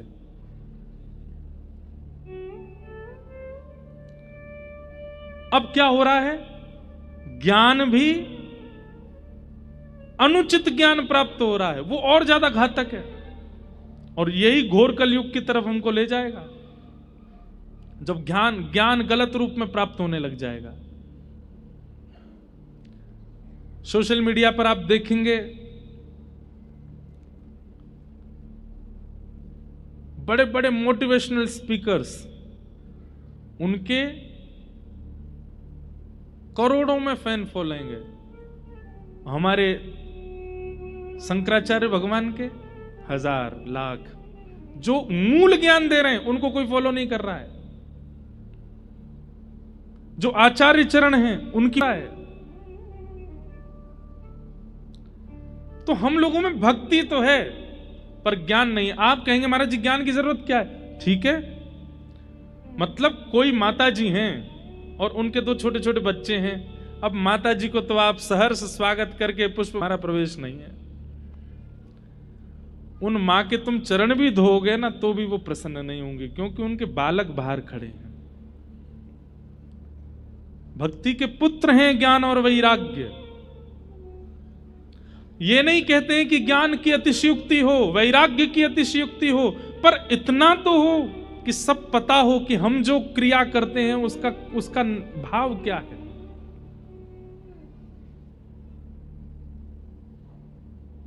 ज्ञान सद और असद की स्थिति को ज्ञान कहते हैं। सही क्या है, गलत क्या है, ये जान लेना ये भी ज्ञान नहीं है। ये जान करके इंप्लीमेंट करना ये ज्ञान है। हाथ में मांस लेकर के खाने वाला व्यक्ति वो नहीं जानता कि ये गलत है, उसको पता है, लेकिन वो फिर भी खाता है। हम सब जानते हैं कि क्या गलत है क्या सही है, पर फिर भी हम करते हैं क्योंकि वो इंप्लीमेंट नहीं हो पा रहा। इसीलिए भक्ति हमको लाभ नहीं देती।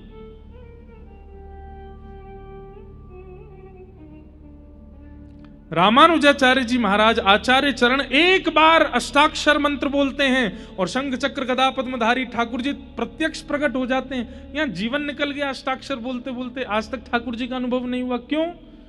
क्योंकि ज्ञान और वैराग्य नहीं है। श्रीमद वल्लभाचार्य जी के पुत्र गोसाई श्री विठलनाथ जी महाराज जैसे श्रीनाथ जी के सन्मुख जाते हैं, श्रीनाथ जी उनकी गोद में बैठ जाते हैं। हम पूरे दिन सेवा करते रहे तो ठाकुर जी ब्लिंक भी नहीं करते कभी। क्यों? ज्ञान और वैराग्य नहीं है, भक्ति तो है। इसलिए हमारी प्रार्थना है भक्ति के साथ उनके पुत्रों को भी जीवन में स्थान प्रदान कीजिए। स्वस्तिक सबको आता है बनाना, लेकिन उसका अर्थ कोई नहीं जानता। स्वस्तिक का कारण क्या है? स्वस्ति यानी कल्याण, क माने करने वाला।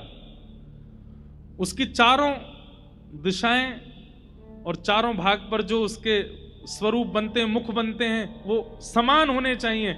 छोटा बड़ा नहीं बना सकते आप, वो समान हो। और चारों भावों में बिंदी लगा करके उसको बनाते हैं और फिर उनके छोड़ को आदि आदि छोड़ देते हैं। मतलब हमारा सर्वांगीण रूप से जो कल्याण करे उसको स्वस्तिक कहते हैं। नहीं जानते। तिलक के भी अपने अपने रूप होते हैं। हमने श्री वैष्णव तिलक लगाया है, बीच में श्री हैं यानी कि लक्ष्मी, श्री हैं यानी कि श्री किशोरी जी। ये 2 श्वेत हैं, दोनों तरफ ठाकुर जी के चरणारविंद और मध्य में नीचे आसन है। आसन पर श्री और ठाकुर जी के चरणारविंद विराजमान है।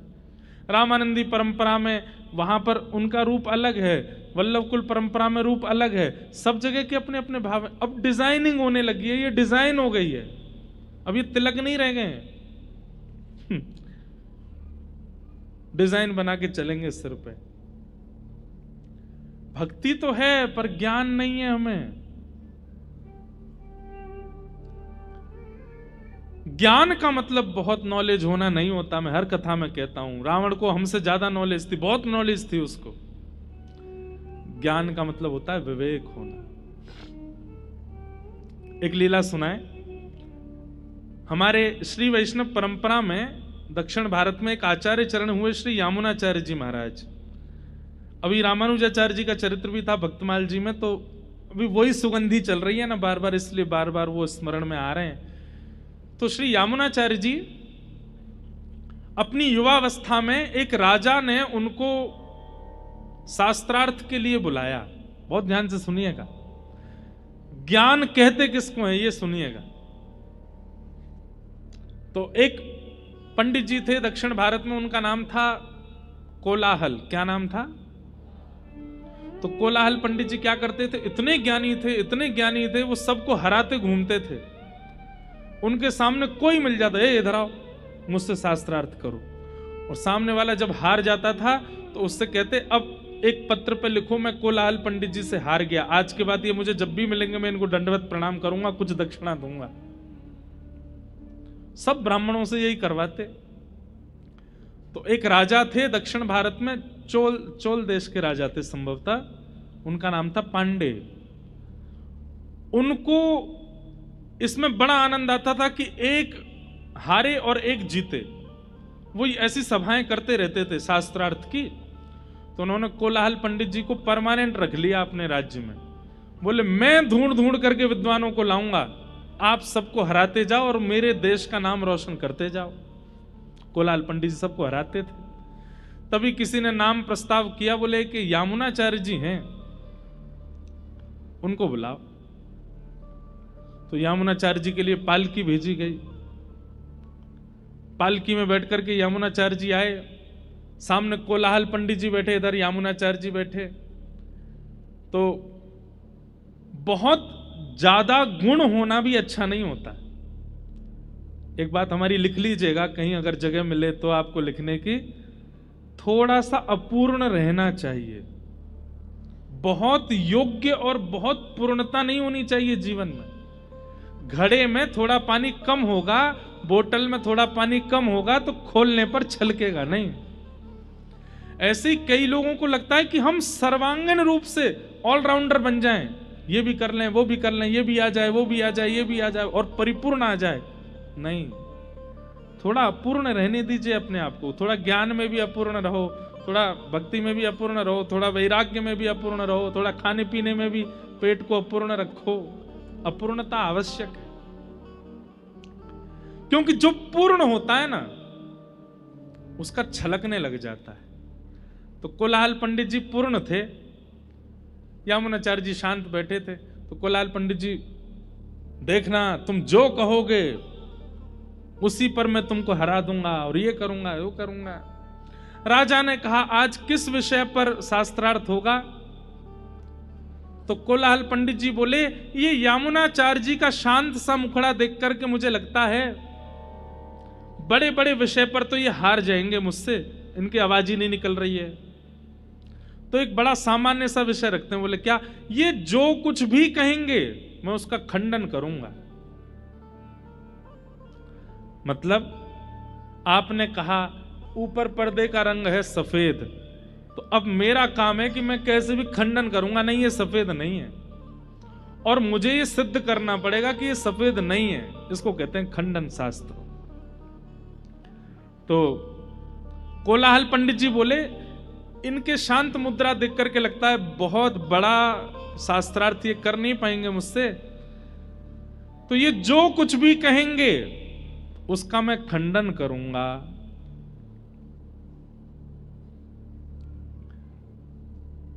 राजा ने कहा, कितने वाक्य बोलने की अनुमति है? बोले 3 वाक्य बोलेंगे ये, और मैं तीनों वाक्यों का खंडन करके इनको हराऊंगा।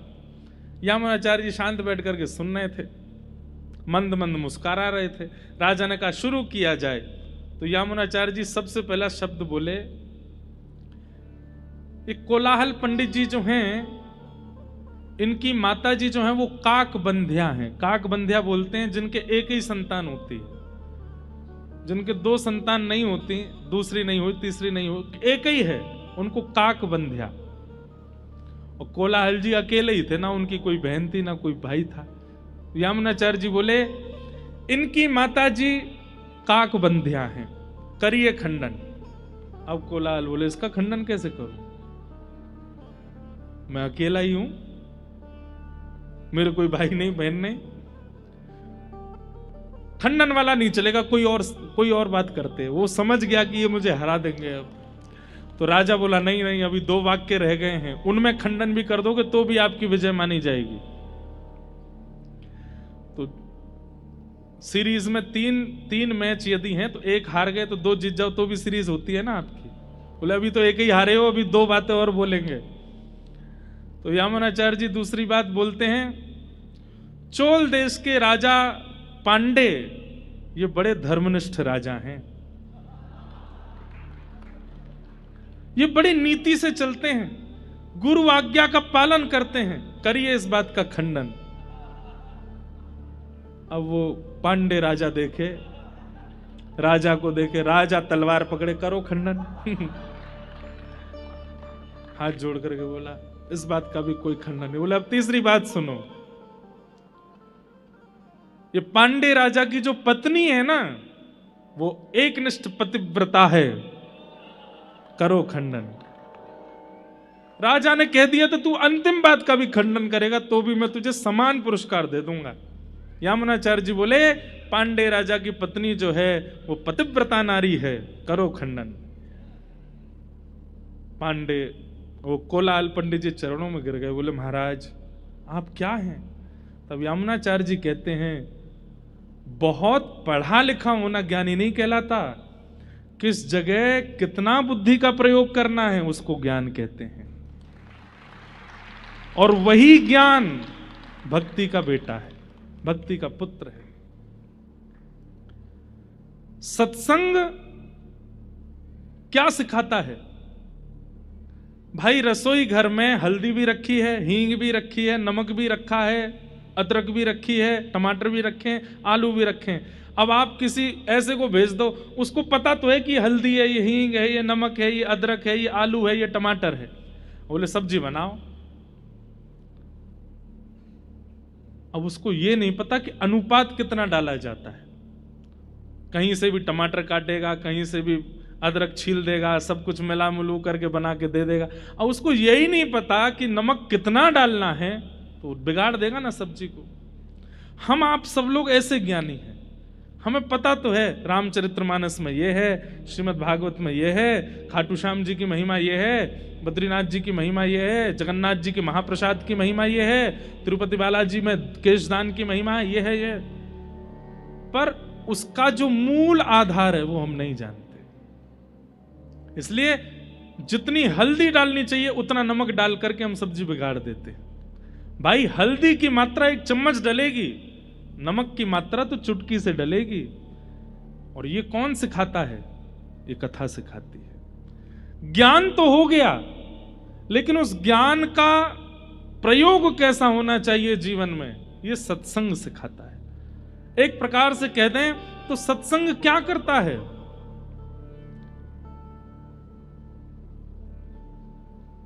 इक्वेशन है बहुत सारी, प्लस भी हो गया, माइनस भी होगा, डिवाइडेशन भी हो गया, मल्टीप्लिकेशन भी हो गया। अब उस पूरी इक्वेशन का जो मूल रूप निकल करके आएगा, आपका तो दिमाग घूम गया, अब क्या करना चाहिए। तो श्रीमद् भागवत जी क्या कैलकुलेटर है, लो यहां पे ये माइनस करो, ये प्लस करो, ये डिवाइड करो, ये करो, इज इक्वल टू ये। ऐसे ही आपके पास में जितना कुछ भी है उस सबको एक फॉर्म में ला करके व्यवस्थित करना, ये भागवत जी करते हैं।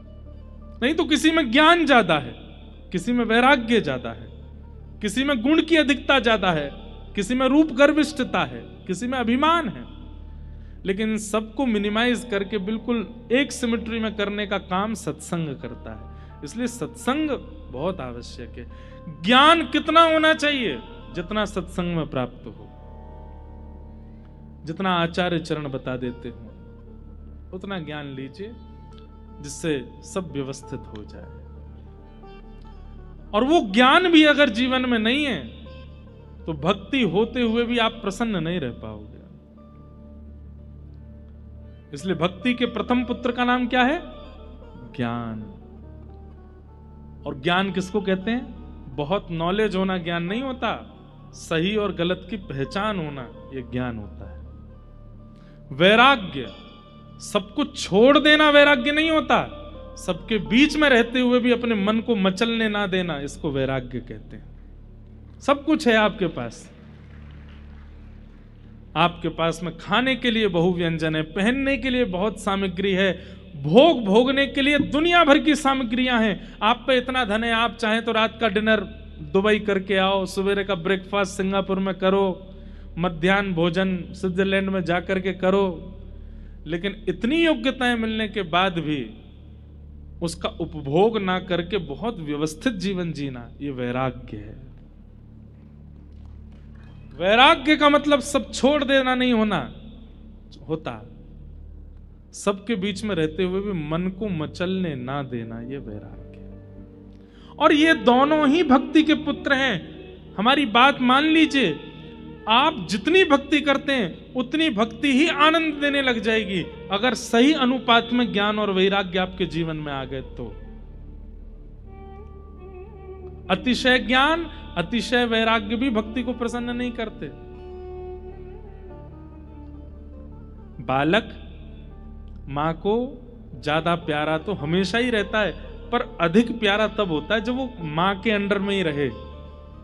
जैसे कई माताओं की शिकायत, अब तो बेटा तू हमारे हाथ से निकल गया, तब तक ये अच्छा था जब तक हम कपड़े पहनाते थे, हम खिलाते थे, हम ही तैयार करते थे। और बच्चे तभी तक ही अच्छे रहते हैं जब तक वो माँ के अंडर में रहें, माँ ही खिलावे, माँ ही पहनावे, माँ ही सुलावे, माँ ही उठावे, बालक बिगड़ता ही नहीं।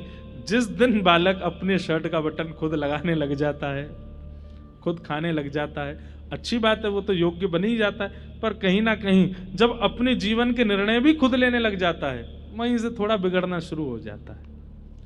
तो ज्ञान और वैराग्य कितने होने चाहिए कि भक्ति के अंडर में ही रहें, भक्ति से अधिक ना हो, पर हो तो हमारे अंदर, हमारे पास तो उतने भी नहीं है। भक्ति प्रसन्न तभी होती है जब ज्ञान वैराग्य हो। नारद जी महाराज से कहा कि महाराज मेरे पुत्रों को युवा कीजिए। नारद जी महाराज भ्रमण करते हुए बद्रिकाश्रम गए और बद्रीनाथ में जाकर के सनक सनंदन सनातन सनत कुमारों से कहा कि भक्ति के पुत्र ज्ञान और वैराग्य की योग्यता के लिए कोई साधन बताइए, ये दोनों कैसे प्रबल होंगे। तब आपने 5 प्रकार के यज्ञ बताए और उसमें पंचम यज्ञ क्या बताया? ज्ञान यज्ञ। और ज्ञान यज्ञों में भी सर्वश्रेष्ठ ज्ञान यज्ञ कौन सा है कि सत्कर्म सूचको नूनम ज्ञान यज्ञ स्मृतो बुधैः श्रीमद्भागवतालाप सतु गीत सुखादिभिः। सुखदेव जी के द्वारा परीक्षित को जो ज्ञान दिया गया है भागवत का, वह ज्ञान यज्ञ सर्वश्रेष्ठ यज्ञ है। अगर उस ज्ञान यज्ञ का कोई आस्वादन कर ले तो उसके चित्त की भक्ति प्रसन्न, ज्ञान और वैराग्य युवा हो जाएंगे। भागवत का आश्रय ले। तब नारद जी महाराज ने आपसे आज्ञा लेकर के आनंद वन में भागवत की कथा कराई। और भागवत के वक्ता भी कौन बने? सनत कुमार। सनक सनंदन सनातन सनत कुमार कथा सुनाने लगे। बड़े बड़े देवता ऋषिगण सब आके कथा में बैठे। जैसे ही भक्ति अपने दोनों वृद्ध बालकों को लेकर के कथा में प्रवेश करती है, भक्ति सुतौ तौ तरणौ गृहीत्वा प्रेमैक रूपा सहसा विरासित श्री कृष्ण गोविंद हरे मुरारे नाथेति नामानि मुहुर्वदन्ति। भक्ति महारानी अपने बालकों के साथ जैसे ही प्रवेश करती है, उनके दोनों पुत्र भी युवा होते चले जाते हैं। कथा का ये प्रभाव है, बहुत ध्यान से सुनिएगा।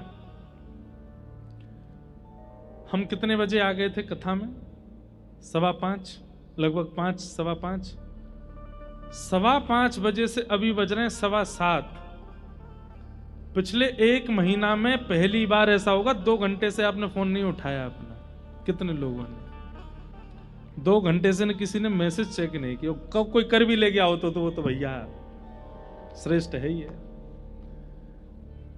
चलो फोन चला भी लिया हो, बीच में थोड़ा देख भी लिया हो, पर पिछले 2 घंटे से उठे भी नहीं आप। अपने पूरे 1 महीने को देखो, रात में सोने के अलावा इतने एकनिष्ठ होकर के आप कब बैठे थे पिछली बार? आपको भी याद नहीं होगा। ये कौन बैठा के रखा है आपको यहां पे? भागवत की कथा। और ये आपकी सामर्थ्य नहीं है कि आप यहां बैठ सको। भाई जब चिकित्सा होती है ना तो पेशेंट हिलता ही नहीं है, उसको डर रहता है कि मैं हिला और सुई गलत जगह लगी तो। आपको नहीं पता है, पर ये चिकित्सा हो रही है। और चिकित्सा किसकी हो रही है? चित्त की हो रही है। इसलिए चित्त एकाग्र तो इंद्रियां एकाग्र अपने आप हो जाती हैं। एक आध बार मन भी किया होगा, अब कोई कीर्तन गाएंगे महाराज जी तो हम उठ के पानी पीने जाएंगे, आ भी जाता है कई लोगों के मन में। लेकिन फिर कोई ऐसी वाणी, ये और सुन जाते हैं, ये और सुन जाते हैं। ये कौन करवा रहा है? ये आपका चित्त ही कह रहा है भैया तुमने खूब बेंगलोर डुला लिया हमको, खूब चेन्नई ले गए, खूब बंबई ले गए, सब जगह की पिक्चरें दिखा लाए, सब जगह के, लेकिन यहां जो मुझे सुख मिल रहा है उसको मुझे होने दो, इससे मेरी चिकित्सा हो रही है, मुझे अच्छा लग रहा है। इसलिए वो चित्त ही बार बार, पैरों में भी दर्द हो रहा है फिर भी बैठा के रखता है आपको, उसकी चिकित्सा चल रही है। यहां पर भक्ति युवा हो रही है, ज्ञान वैराग्य युवा हो रहे हैं चित्त में, इसलिए आप बैठे हो एक आसन पर। भक्ति सुतौ तौ तरणौ गृहीत्वा प्रेमैकरूपा सहसा विरासीत श्री कृष्ण गोविंद हरे मुरारे नाथेति नामानि मुहुर वदन्ति। भक्ति महारानी नृत्य करने लगी, ज्ञान और वैराग्य दाढ़ी मूछ सब चली गई उनकी, जो वृद्ध हो गए थे युवा हो गए, और युवा होकर के कथा में नाचने लगे। ये कथा का प्रभाव है। जो ज्ञान नष्ट हो चुका था पिछले 2 घंटों में कितनों का तो जागृत हो गया होगा। जो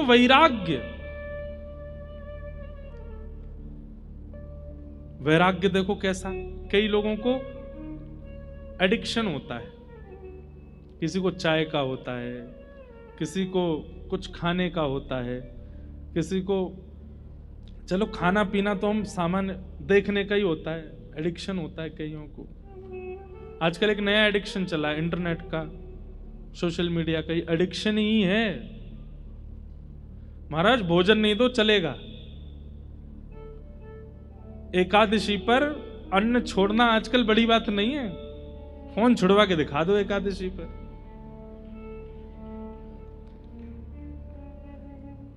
गुरुजी द्वादशी कब लग रही है? जल्दी बताओ, अंगूठों में दर्द हो रहा है, दर्श बिन दूखन लागे नैन, आंखों में दर्द हो रहा है, स्क्रीन नहीं देखी है। फोन कह रहा है कि हैव यू लॉस्ट, तुम्हारी स्क्रीन टाइमिंग आज बिल्कुल नहीं हुई है। कितने आदी हो चुके हैं हम लोग। पर यहां बैठ करके आप देख रहे हैं, जो आप बाहर होते हैं, जो आप व्यवहार में होते हैं, वैसे आप अभी नहीं हो पिछले 2 घंटे से। ये कथा का प्रभाव है। भगवान अर्जुन गीता में भगवान अर्जुन से कहते हैं दुनिया में 2 कठिन सबसे काम है। सबसे पहला, बिना किसी की सहायता के स्वाध्याय करना, बिना किसी ट्यूशन के, ट्यूटर के, बहन के, भैया के पढ़ाए बिना खुद ही पढ़ना, खुद ही उसका अवलोकन करना, बहुत कठिन है। और दूसरा, बहुत देर तक शांत रह के किसी और को सुनना। ये 2 सबसे कठिन काम है, और ये दोनों मेरी कृपा के बिना नहीं हो सकते। आप लोग सुन रहे हैं, ये उन्हीं की कृपा है। यहां भक्ति ज्ञान वैराग्य की चिकित्सा हो रही है, इसलिए आप सुन रहे हैं, इसलिए आप बैठे हैं। इस प्रकार भक्ति महारानी ज्ञान वैराग्य के साथ आई और युवा होने लगी। मानो भक्ति महारानी कहने लगी हूं, हो व्रज के नंद लाला राधा जी के सांवरिया सब दुख दूर हुए जब तेरा नाम लिया। ब्रज के सब लोग गाइए। राधा जी के सांवरिया सब दुख दूर हुए जब तेरा नाम लिया। ओ ब्रज के नंद लाला राधा जी के सांवरिया सब दुख दूर हुए जब तेरा नाम लिया। सब दुख दूर हुए जब तेरा नाम लिया। सब दुख दूर हुए जब तेरा नाम लिया। सब दुख दूर हुए करताल बजा के गाओ। तेरा श्री राधा रमण लाल की।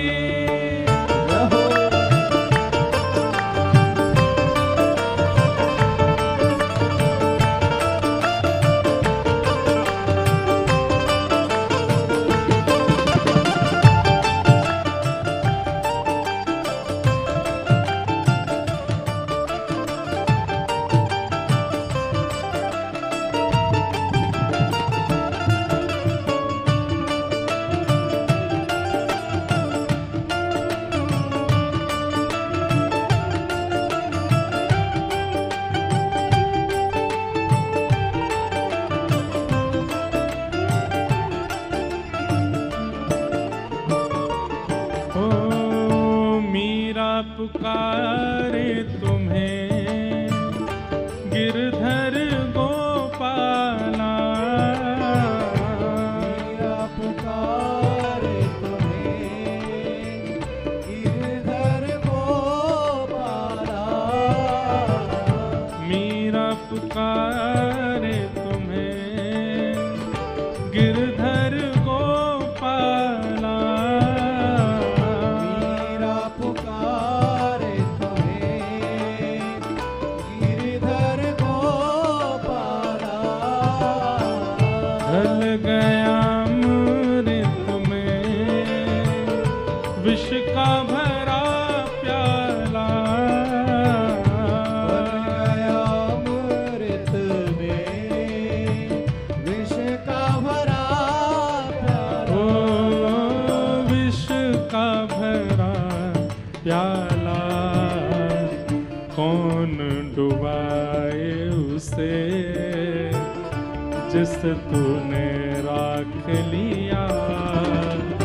सब दुख दूर हुए जब तेरा नाम लिया।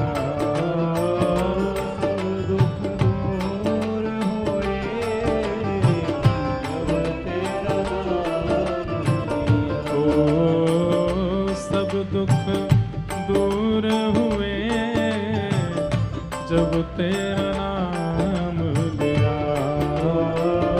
सब दुख दूर हुए जब तेरा गाओ भाव से। ओ ब्रज के नंद लाला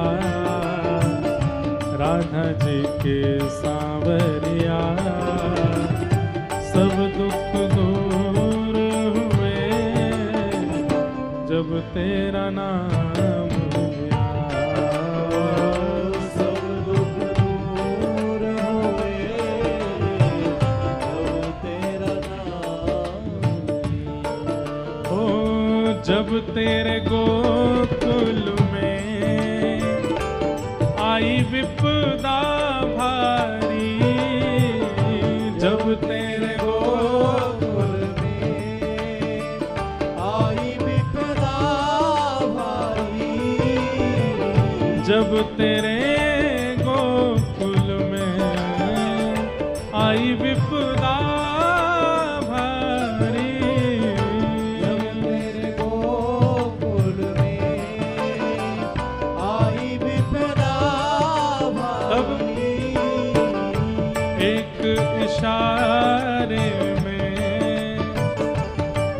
विपदा सारी एक इशारे पर टाली विपदा ओ टाली विपदा सारी। उठ गया गोवर्धन जिसे तूने राख लिया, सब दुख दूर हुए जब तेरा नाम लिया, सब दुख दूर हुए जब तेरा नाम लिया। ओ सब दुख दूर हुए जब तेरा नाम लिया, सब दुख दूर हुए जब तेरा श्री राधा वल्लभ लाल की।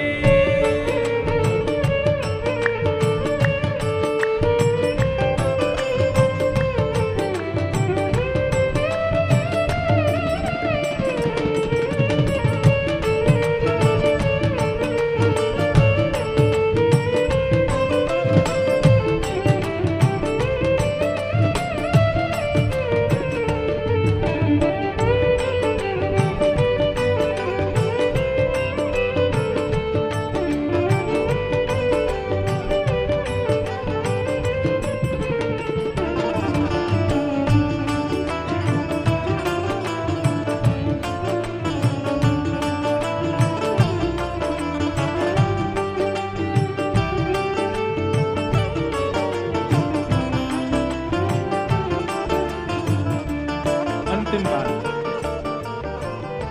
देख रहे हो तुम मेरे दुखड़े सारे, देख रहे हो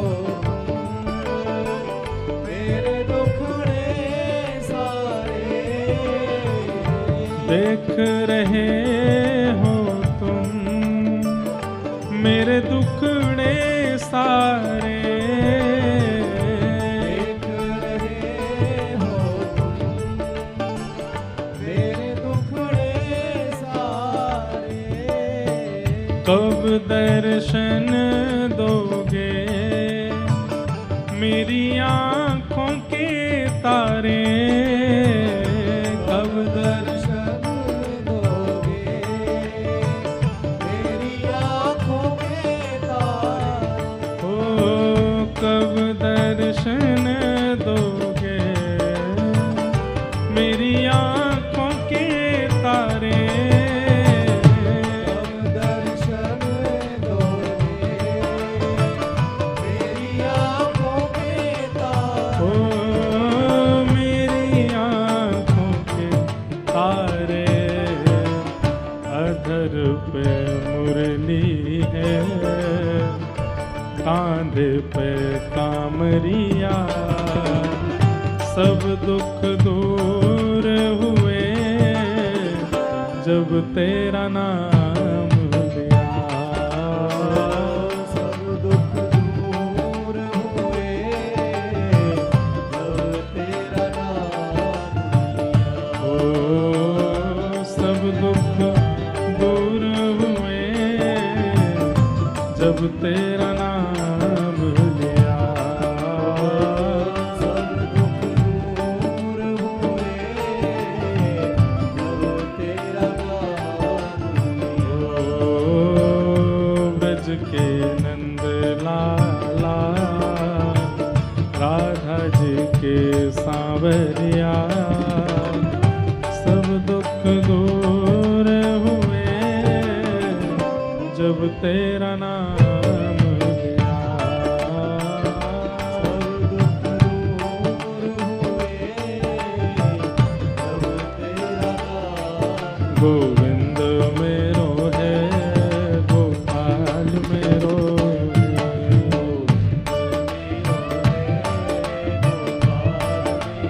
हे गोविंद मेरो है गोपाल मेरो है। आइए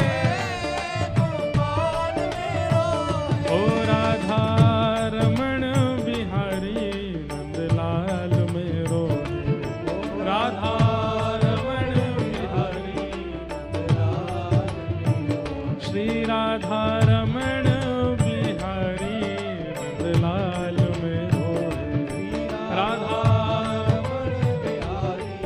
पूजा उठा के गाओ। हे गोविंद मेरो है, गोपाल मेरो है। गोविंद मेरो है, गोपाल मेरो है। हाँ गोविंद मेरो है, गोपाल मेरो है। गोविंद मेरो है, गोपाल मेरो है। राधा वल्लभ बिहारी नंदलाल मेरो है।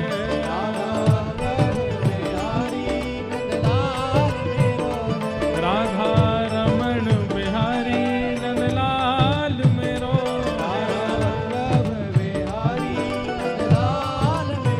ओ राधा रसिक बिहारी गोपाल मेरो है।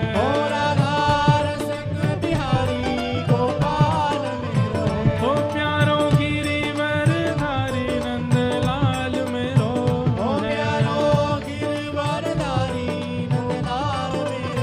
ओ प्यारो कुंज बिहारी नंदलाल मेरो है। प्यारो श्री राधा रमण बिहारी गोपाल मेरो है। हे गोविंद मेरो है, गोपाल मेरो है। हाँ गोविंद मेरो है, गोपाल मेरो है। हे गोविंद मेरो है, गोपाल मेरो है। हे गोविंद मेरो है,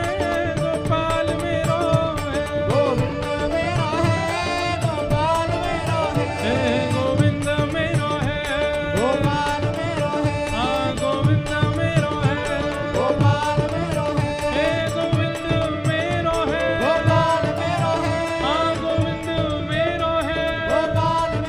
हे गोविंद मेरो है, हाँ गोविंद मेरो है। हे गोविंद मेरो है, हाँ गोविंद मेरो है। हे गोविंद मेरो है, हाँ गोविंद मेरो है। हे गोविंद मेरो है, हाँ गोविंद मेरो है। हे गोविंद मेरो है, हे गोविंद मेरो है। जय जय श्री राम, जय जय श्री राम, जय जय श्री राम।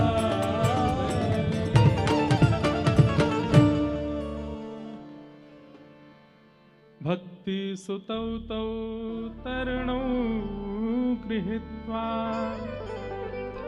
प्रेमैकरूपा सहसा विरासे। श्री कृष्ण गोविंद हरे मुरारे नाथेति नामानि मुहुर्वदन्ति। भक्ति ज्ञान वैराग्य तीनों युवा हो गए। यही भागवत का महात्मा है। ये देख करके सब आश्चर्यचकित हो गए। यही सिद्ध करना चाह रहे थे कि भागवत से सबसे पहली क्रिया क्या होती है कि व्यक्ति के चित्त में जो भक्ति ज्ञान वैराग्य विराजमान है वे युवा होते हैं, वे पुष्ट होते हैं, वे श्रेष्ठ होते हैं। इस प्रकार ज्ञान वैराग्य का विकार दूध करके भक्ति महारानी प्रबल हुई। तत्पश्चात महात्मा का दूसरा भाव यहां से शुरू हुआ, जहां पर धुंधुकारी की कथा सुनाई गई। आत्मदेव नाम के ब्राह्मण थे, उनके कोई संतान नहीं थी, जिससे वो बड़े दुखी थे। हट करने लगे, जिद करने लगे। तब संत ने एक फल उनको दिया और कहा अपनी पत्नी को खिलाना, और 5 नियम बता रहा हूं, ये नियम 1 साल तक पत्नी करेगी तो गर्भ से एक सुंदर बालक जन्म लेगा। 5 नियम तो बहुत दूर की बात, पत्नी ने फल खाया भी नहीं, गैया को खिला दिया। स्वयं एक अपनी सहेली का पुत्र अपना मान करके घर पर रख लिया। गैया के सहजी 5 नियम पूरे हो गए थे और फल भी खाया था, तो गर्भ से एक दिव्य बालक जन्मा जिनका नाम था गोकर्ण। धीरे धीरे दोनों बालक बड़े हुए। धुंधुकारी महादुष्ट हुआ माता पिता से विद्रोह करने वाले बालक, ध्यान से, यहां तो कोई बैठा नहीं होगा लेकिन जो सुन रहे हो, माता पिता से विद्रोह करने वाले बालक, उनको मृत्यु के पश्चात प्रेत बनना पड़ता है, उनको प्रेत योनि में जाना पड़ता है। और जीते जी बालकों से विद्वेष करने वाले माता पिता, वैसे तो होते नहीं है पर आजकल कलयुग है, कुछ कह नहीं सकते, उनको भी कहीं ना कहीं प्रेत बनना पड़ता है। बालक, उनका धर्म है कि माता पिता की सेवा और आज्ञा का पालन करे, और माता पिता का धर्म है कि बालक को श्रेष्ठ व्यक्ति, श्रेष्ठ ज्ञानी बनावे। अगर इन दोनों कार्यों से दोनों पक्ष छूटते हैं तो दोनों को ही भोगना पड़ता है। धुंधुकारी मृत्यु के बाद प्रेत बना, क्योंकि माता पिता का इतना अनहित किया था, वैश्यागमन आदि सब किया था, प्रेत बना। प्रेत बनने के कारण उसकी सदगति नहीं हुई, गया जी में श्राद्ध करने से भी वो मुक्त नहीं हुआ। तब आपके भाई गोकर्ण जी महाराज ने सूर्य नारायण से आज्ञा ली कि आप आज्ञा करें, मेरा भाई प्रेत योनि से कैसे मुक्त होगा। तब सूर्य नारायण भगवान ने आज्ञा करते हुए कहा, भागवत जी की कथा कराओ। जो अत्यंत प्रेत योनि में पड़ा होगा, घनघोर प्रेत योनि में फंसा होगा, वो भी भागवत जी के पाठ निमित्त मात्र से, कथा निमित्त मात्र से मुक्त हो जाता है। सोचिए, जो हैं नहीं शरीर से, किसी प्रेत योनि में फंस गए हैं, उनको भागवत जी जब मुक्त कर देती तो हम तो जीवित हैं, हम तो जिंदा हैं, हमको मुक्त नहीं करेंगे? निश्चित मुक्त करेंगे। प्रेतों को मुक्त करने की सामर्थ्य जब भागवत जी में है, तो जीवित को तो परम पद ठाकुर जी प्राप्त कराने की पूर्ण सामर्थ्य भागवत जी में है। ऐसी भागवत जी का आश्रय लेना चाहिए।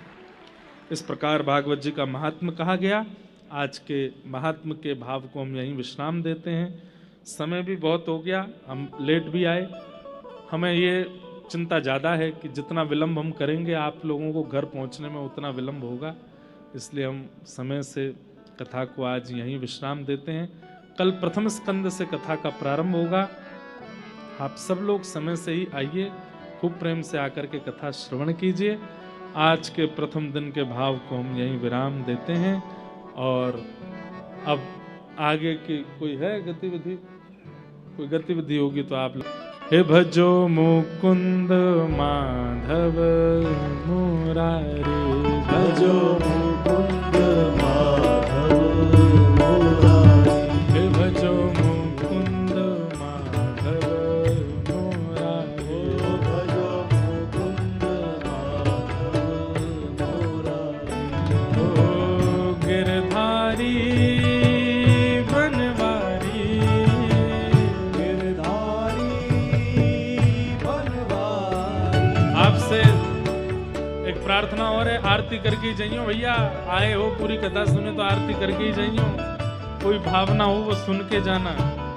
हे भजो मुकुंद माधव मुरारी, भजो मुकुंद माधव मुरारी, हे भजो मुकुंद माधव मुरारी, भजो मुकुंद माधव मुरारी, हे भजो माधव केशव गिरधारी,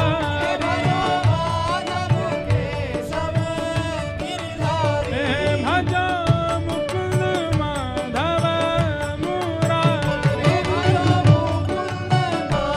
जय जय श्री राधे, जय जय श्री राधे, जय जय श्री राधे। बोलो वृंदावन बिहारी लाल की, श्री राधा रमण लाल की, श्री राधा वल्लभ लाल की, गिरिराज धरण की, श्री तिरुपति बालाजी भगवान की, वेंकटेश भगवान की, सब संतन की, आज के आनंद की, पूछरी के लौठा की, खूब खूब प्यारे। क्या बात है वंशी वारे, शाबाश। बोलो वृषभानु दुलारे की जय। अब आप सब